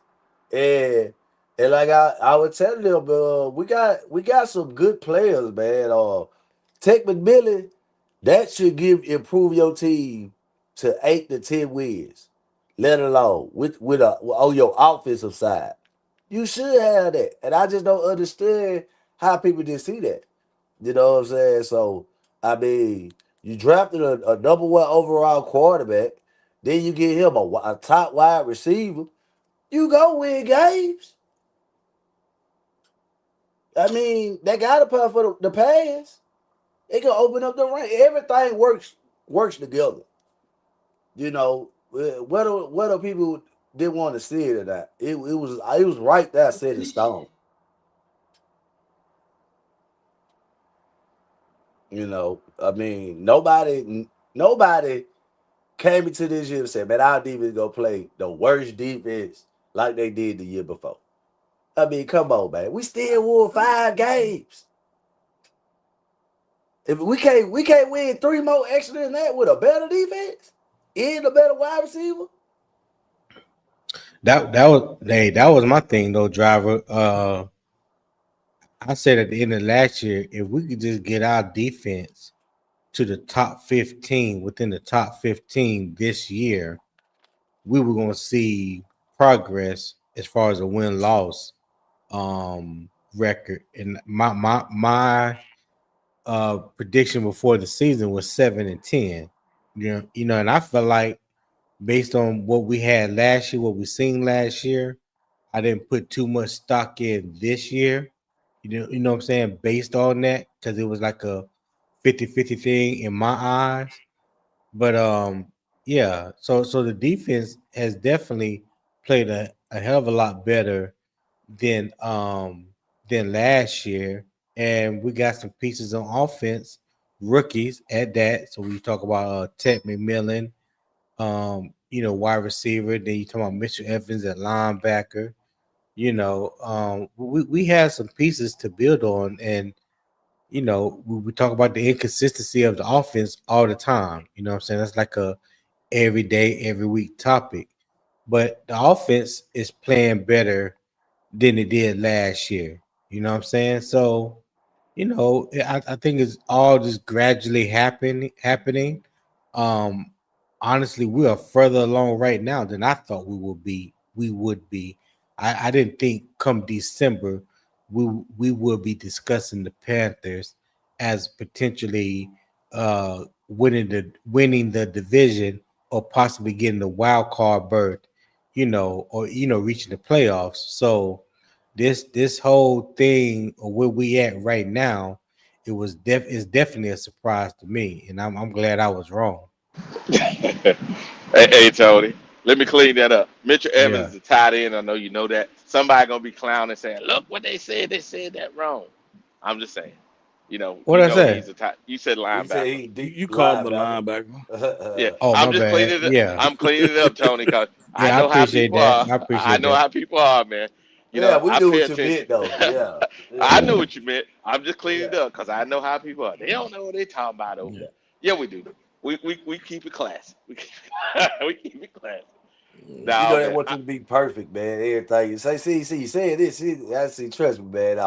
They how they do that, but shoot, man, we right, like I say, we right where we need to be at, and I don't think a team really want to face us. What if any team could say right now that they want to face the Carolina Panthers after coming from a bye week, they crazy because if you pay attention to it, every other week we win. We Hmm. 5-1 off a loss. So we only been playing because we play every other week. A young team learn how to win. That's why it's inconsistent. We won three straight games in a row early in the season. And four straight with Bryce at your quarterback.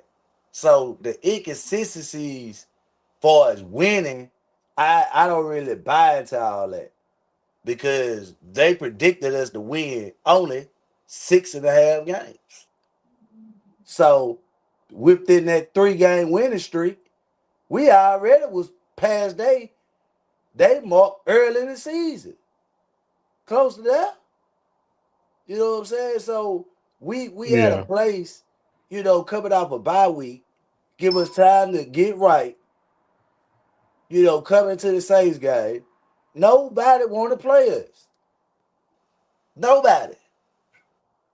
That's very true, Hmm. driver. And the crazy part, it sounds wild that you're saying it, but it's facts. That's why I say, baby, you just gotta look at the team and just look at it for what it grown from the time when Bryce came back off that the bitch until that. Just dive and just be like, man, yeah, those folks balling for real. And Arizona game, we down. We came all the way back and had a chance to win. Yeah. You talking about against the Cardinals? Right. You get what I'm saying? Yeah. And from the beginning of the season to this point, every time they felt counted us out, them folk came right back and walked. You get what I'm saying? They lost the first game, second game they got down. Them folk came back and still almost won. They ain't giving up. You get what I'm Oh, saying? they got some fight in them. That's true. Yeah. So you gotta just look at it from week to week, like what they doing, and just show you that they're a young team and they finding how to win. And then when they found out how to win, you know, we won those games in a row. We lose one game against the Saints. Man, the fans killed the quarterback, Yep. everything. I told him, the PTSD Yeah. man set looked in in. the stadium. It set in. It set in. It was like, oh my God, it's over. It's over. Yep. They killed the man. The man was looking all in the stadium, man. The folks cuss Bryce out, kill the man. I'm there. The man looked sad, man. It was sad. I said, But man, but look at it, man. the good teams don't be doing that though. Like, you know, hey, look, You see Green what I'm Bay lose to saying? us, come back and whoop on Detroit, man. After a 4-game winning streak, they called this man trash.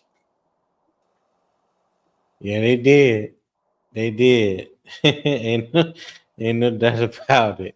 You see what I'm They did. saying? So I I don't think we give the team as much credit because I think people give them credit, but you know if you listen to the media just this last weekend and you listen to some of those former players get on that panel, some of them still be like, "Oh, I don't know," but some of them be like, "Hey man, you need to watch out for them."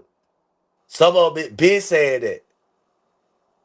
You see what I'm saying? So it's more about certain players that been in those type of teams. Let's listen to the players that been on those type of teams. Michael Strahan, he been through that type of situation. That's why he was saying that because he see the same similarities. You know what I'm saying? It's consistent on Mm-hmm. offense, playing defense. You know what I'm saying? Finding a quarterback that people out here saying that he ain't this and that ain't number one pick. The same thing they said about Eli. So I just Yeah. think it's more about if you look at the team and just look back and you be like, okay, man, them folk got something going, man, for real, and they like the scariest team in the NFL. Nobody can say that they want to play Carolina and get to the fourth quarter and Bryce got the ball. Who you think gonna win? Well, Bryce definitely has shown it. With the ball in his hand last, he gonna make something happen. But let me get through. Let me read a couple of these comments real quick. Mr. Hungadori, shout out to Mr. Hungadori. What's good, my guy? He said we definitely know what we have now. The draft and free agency should be much easier. We know we can plug and play because of the injuries we have had, and our backups got the experience. That's true. That is true. He said, additionally, how many weapons do we have now? Many other teams are winning with half the weapons we have now. Yeah, that can be true as well. I don't when we compare our weapons to other weapons, I don't think it's a I don't think it's a apples to apples comparison because when you look at okay, let's just look at it this way. I'm gonna say it this way. In our division, outside of Tampa, I don't think there's any other team that has a better wide receiving core as a whole than we do, right? So I'll give us that, but I do believe Tampa has a better wide receiver core than us. So when you talk about teams that's potentially or right now that's looking to be in the NFC playoffs, we can't compare our wide receiver core to the Rams. We can't compare our wide receiver core to Green Bay. We can't um, compare our wide receiver core to the Eagles. We can't compare our wide receiver core to the Cowboys. We can't compare our wide receiver core to the Bears. Like we have a good, decent wide receiver core, but outside of Tet, and he's just a rookie this year, and Right. Jalen Coker, who was undrafted last year, like none of our receivers are really beating down the door and really striking fear in other defense or these other cornerbacks and safeties' hearts. Like I think Tet, and I was kind of um down on Tet because I felt like we needed a linebacker defensive end this past draft. But I think Tet has kind of, he has proven me wrong. He has shown that he has the capabilities and the willingness, um, not the willingness, but the eagerness to be a number one franchise wide receiver. But outside of that, really, like you know, you still want to see uh, Jalen Coker stay healthy and put it together. You want to see Excel finally put it together. Outside of those two receivers, other than Tet, I mean, we really ain't really got nothing else. As far as what production has shown us on the field, Jimmy Horn hasn't done anything really, and because I don't think they're using him properly or taking advantage of his speed. So there's a lot to to say about our wide receiver core. Are they young? Yes. Are they growing? Yes. But I it's not like I think we got all these weapons and we should just be, and I know Mr. Hunker didn't say this, but it can give off the impression as if like we got all these weapons, we should be beating anybody that we come in contact with, or even be in the game. This that's just how I kind of read that. But you That's know, how uh you put it. You ain't gotta worry about time. That's basically how you put it. I know I was born that night, but not last night. But Yep, like I yep. say, you know, y'all, to the people that focus on when you say weapons, and I say this again, until Rico and Tech got on this offense, we didn't have no weapons. None. No weapons at all. Those are besides was Chuba, weapons. Right, right. Chuba And I was like the mean, only consistent weapon we had last year. right.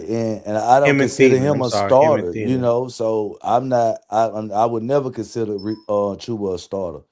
So whether he a weapon or not, he's not a starter far as a running back to me.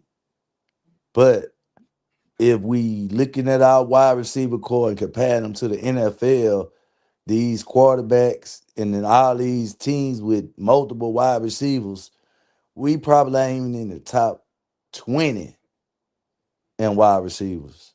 It's teams with multiple number ones on their team. And he just called out the NFC East. He ain't said nothing about the AFC. If we go to the Hold. Mhm. AFC, Okay, okay. All we right, guys. All right, guys. Hold on. I'm gonna say that. I'm gonna go opposite.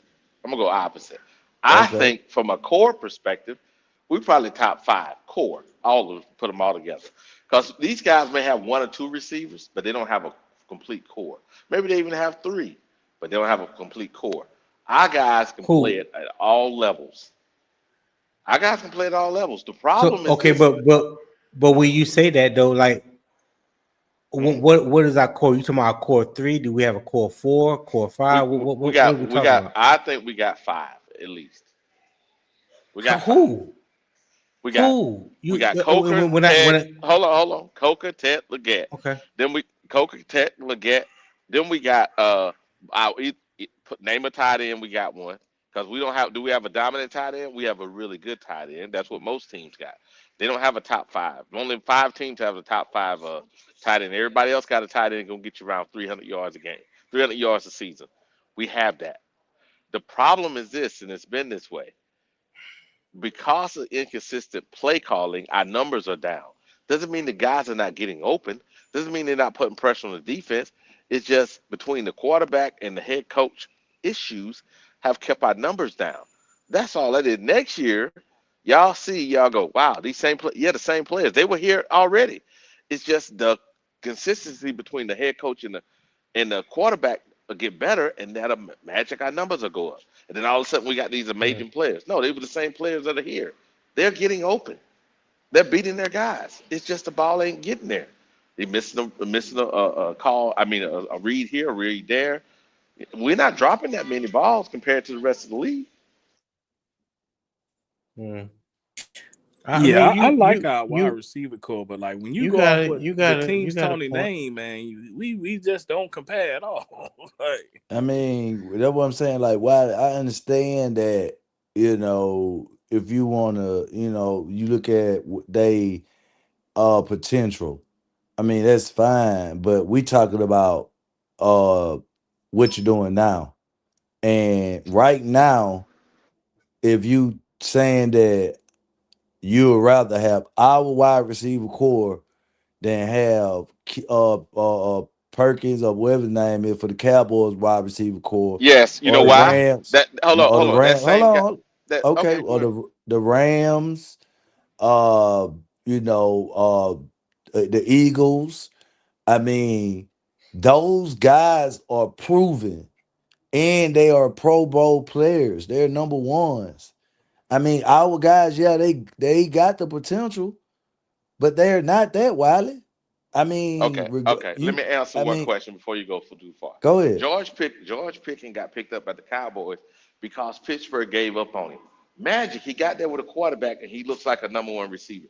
But they said he was not a number one receiver and they gave up on him. You see that? No, The they the they, they didn't say that. No, Wally, they did not say that. okay, They what did did they not say say then? George Pickens. What did they say? They What did they had say? his attitude. His Yeah, attitude. He yeah, was childish, and he needed to grow up. That Mike right. Tomlin said that. Okay. Mike Tomlin And, said that oh, out his mouth. It wasn't okay, never about his okay. Yeah, it was never. It his was never about his production production. or him Yeah. being a Did he have possible number one wide receiver. did he have this kind of production at Pittsburgh? No. He What didn't have quarterback this did they kind of. He didn't have? have this kind of quarterback, Wally. Oh, He did there not it have is. this He kind of didn't have, quarterback. and he didn't have that kind of quarterback, and But also that didn't have don't. that That kind of don't. But that don't mean he's not a Well, number one. hold on, Justin Wiley. Jefferson. Hold exactly. on, Hold hold on, on, hold hold on, on. Hold hold up. on, hold on, You hold on. right, Tony. Justin Tony, you Jefferson. to, Hold on, go Wally. ahead. Justin Jefferson right now, arguably the best wide receiver in the league. Look at his quarterback play right now in Minnesota.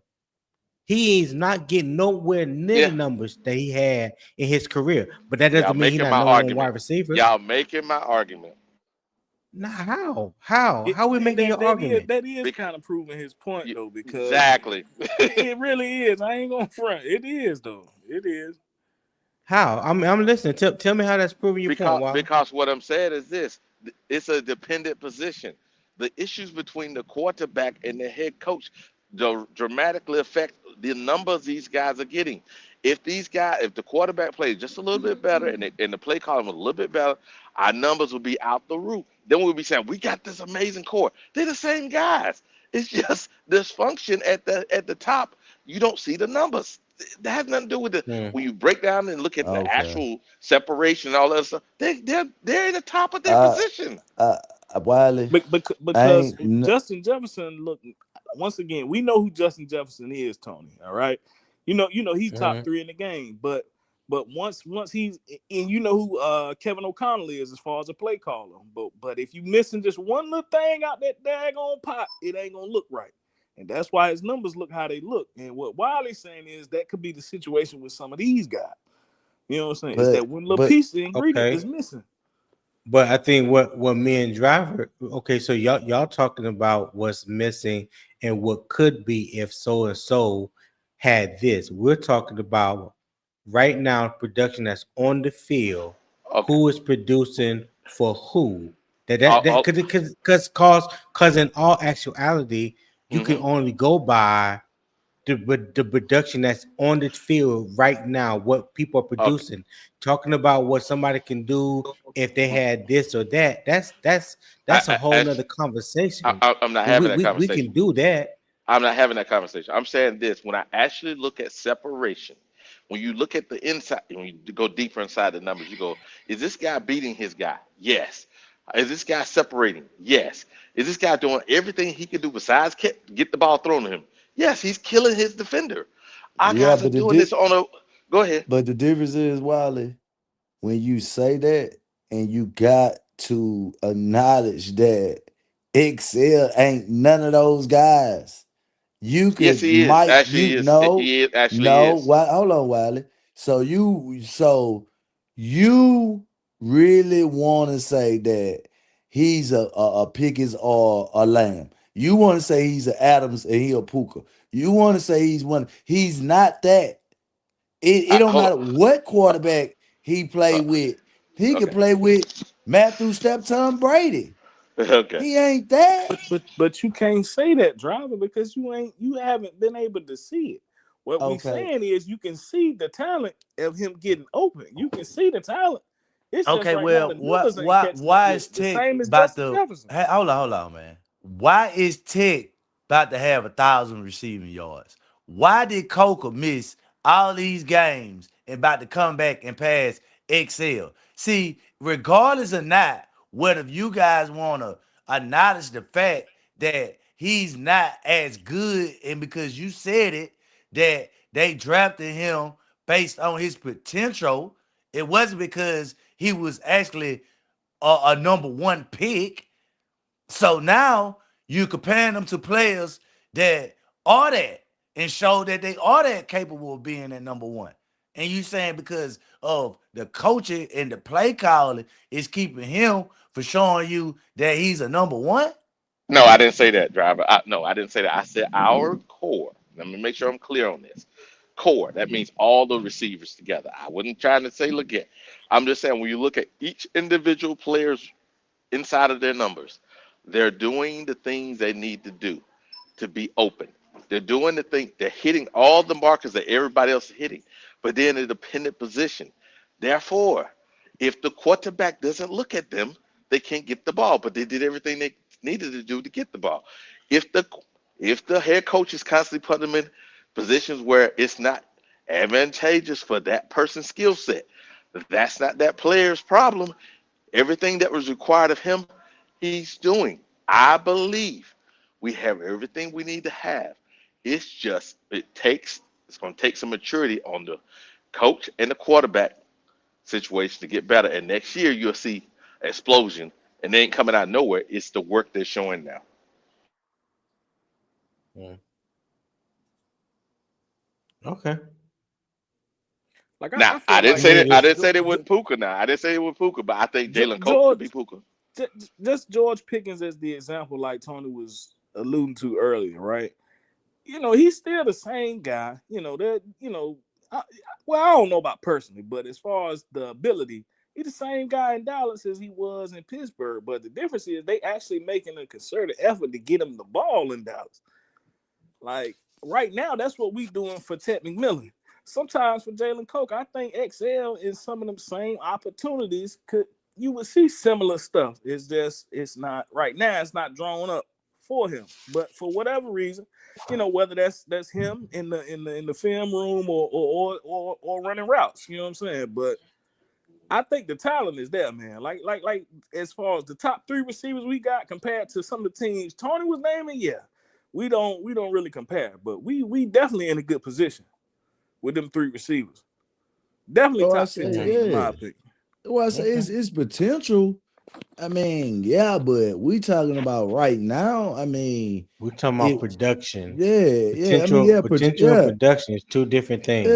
yeah. Production. I mean, we got to call it a spade a spade. I mean, that man ain't that. Now, I mean, But any you can't. team. But that's saying two different things though. Like if Tony can say that George Pickens is the same guy, and so that was potential. So the potential was there in Pittsburgh, but the difference is in Dallas they actually getting him the ball. So that's almost like But saying two different things. And Um, that's how I'm not looking not at necessarily. I get what you're saying, but so let me clarify that as far as with Pittsburgh, when he was given opportunities and the ball was coming to George Pickens was producing.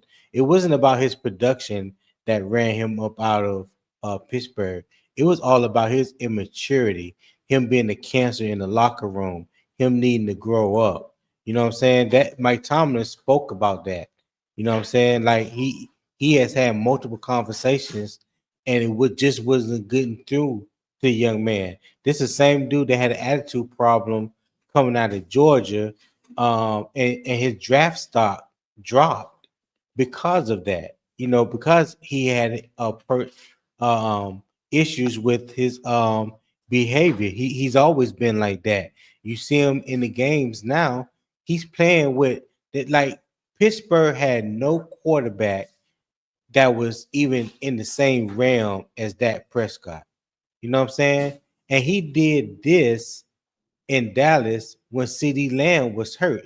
And truly, he's been the number one wide receiver in Dallas this year, other than CD Lamb, besides CD Lamb. But all I'm saying is he produced while he was at Pittsburgh, but the reason why he's out of Pittsburgh is not because he didn't produce or the right. quarterback couldn't get the ball to him. They got the ball to him.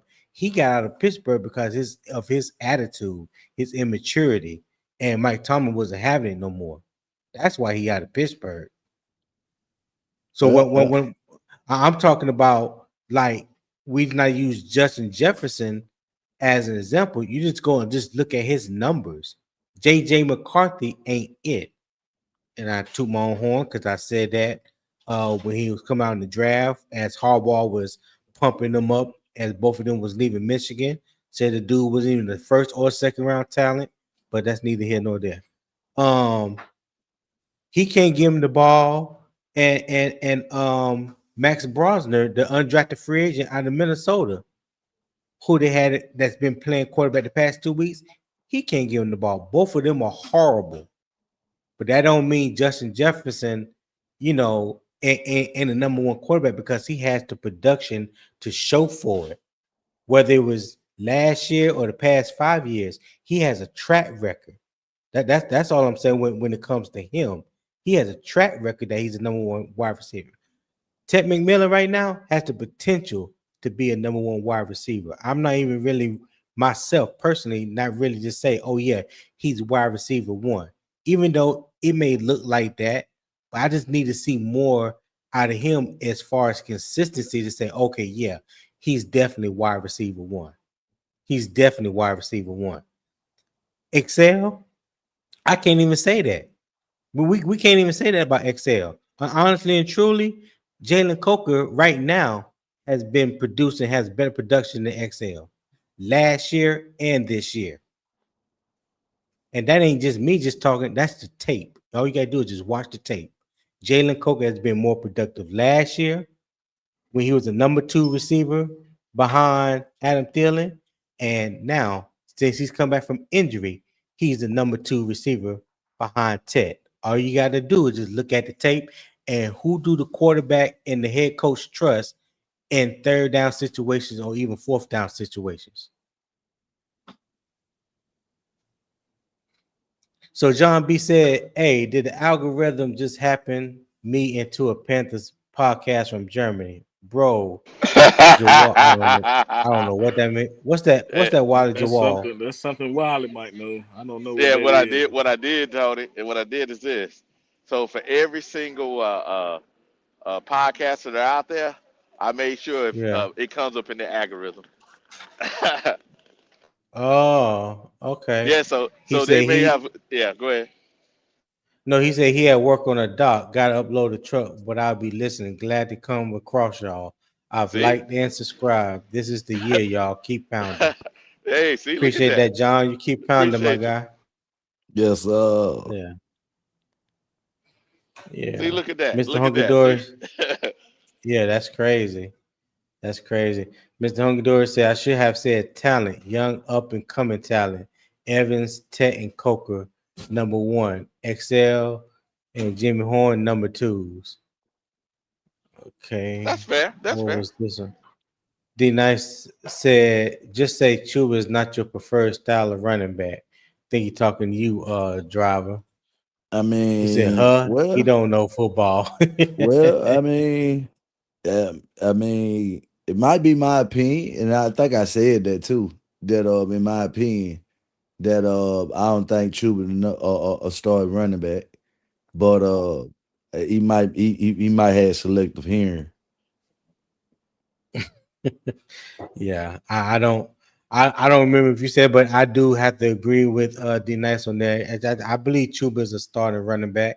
He proved that last year when he was a starting running back, and he finished sixth in the lead in rushing with I think like a little over 1,200 yards. So I think he's proved his worth. It's just that Rico Dowdle in his absence came in and just blew up. You know what I'm saying? Like he just dropped a bucket of dynamite on us, and we ain't seen that. We ain't seen that type of running since Jonathan Stewart and D'Angelo Williams. Both together. Right. That's what Rico Dowdle did for us for the 2 or 3 game stretch. But I think now that things are starting to calm down, I think Rico is dealing with injuries. I don't know if y'all paid attention. First play of the game Sunday, he hurt his, shoulder or neck area. I think he had a little Yeah. stinger or something or whatnot. And he was in and out of the game in that first couple series. You saw Chuba get a little bit more run than he had been. But when he got in there, he showed out. You know what I'm saying? He looked fully healthy. So I think that bodes well for us, going further, going further. Now that we have two legitimate running backs that can share the Mm-hmm. carries, keep them fresh. You know, I don't. You know, I'm glad Dave didn't do that every other series type thing like he did before, but he used them guys at the right times, and they still finished with 18 and 17 carries between amongst them. So I think that was a good way of using the backs to their talents. Because Rico was more outside and Chuba was more inside. Yeah, yeah, I mean, I'm happy Chuba, getting his footwork in, and like I say, man, having a running back like that able to spot Rico, I mean, I think that's vital going into the postseason. If things work out the way we, expect it to be, and we get into the postseason, man, I just feel like, playing, any kind of weather, rain, sleet, or snow, we're gonna be prepared and we can pull it out. So I think the running game is there. I think the passing is there. I think the defense and the turnovers is there. The kicking is there. I mean, I just don't see, where we got holes at. I mean, you call out certain things on the defense, but I mean, I just feel like Evero been playing chess, the whole time for real. Now, and when he get to the playoffs, you'll see a lot of those, blitzes drawing up, and he taking more chances, and you'll see, more of those turnovers, sack fumbles or things of that nature, or blocking the ball, tipping the ball at the line of scrimmage. I just think he more of a veteran coach to, like how Bryce played more of at the end of the season. If you saw a Mm-hmm. lot of that last year, even with a bad defense, we played against the Eagles, the Bucks, the Chiefs. Yeah, we probably gave up at the end, and some things probably came out and we didn't win. But I think the bigger the stage, the better coach, you get out of Evero. You know what I'm saying? And I think the Right. quarterback and Evero is two of the same type of people. Yeah, I Okay. really do. All right. Yeah. Well, Go you know ahead, what? Wally. You got it. Yeah, driver. Again, sometimes people think you say some crazy stuff, but I can't disagree with that part. The receiver thing, I don't know about that. But hey, that's my take. Now, as you can hear now, I had to make it downtown, and got a little Christmas stuff going on here in V's body. But man, this has been a good show, man. Unless y'all guys got something else that's burning up your, burning you up, saying you got to get it off your chest. I think we're gonna get last words, man. Unless somebody has something. Nah, I'm No, good. I'm All good. right, yeah. driver. Let's start with you, driver. Well, I say this, man. Hope thing, these players get healthy. They stick to the same routine. Um, we get back in here. Probably with the Wednesday. I think they should get back in here Friday, man, and just if they that type of team, man, they want to go to the playoffs, man. I think just taking a few days off, coming back in Thursday and Friday, and if the coach say they practicing, I think this team really gonna have a good chance, man, of making a run. That's just my thought. I just some part of this week, I want them to sit down and focus on football, and take it serious, not just to go out and go somewhere and just I think they still need to grow. You know what I'm saying? They're a young team, and they showed that they would not take a team serious. So I think this week they need to take this serious. Yeah, that's it right there. Okay, okay. MGJ, talk to me. Hey man, I enjoyed the show like I always do, bro. Man, we've been talking football. It's getting cold outside. The playoffs is right in front of us, man. If we could Yes, just sir. finish, we just finish out strong, man. That feeling of Saturday or Sunday wild card or home or away, who cares? If we win the division, we at home. If we the wild card, we going on the road. But either way, man, that feeling of having a chance to play during the playoff time when it means something, man. Hey, look, I look forward to it. I hope we can keep pounding, bro. Real talk. Just keep Yes, sir. pounding Yes, sir. and finish strong, boy. Hey, look, that feeling gonna be sweet, man, and we can build off that.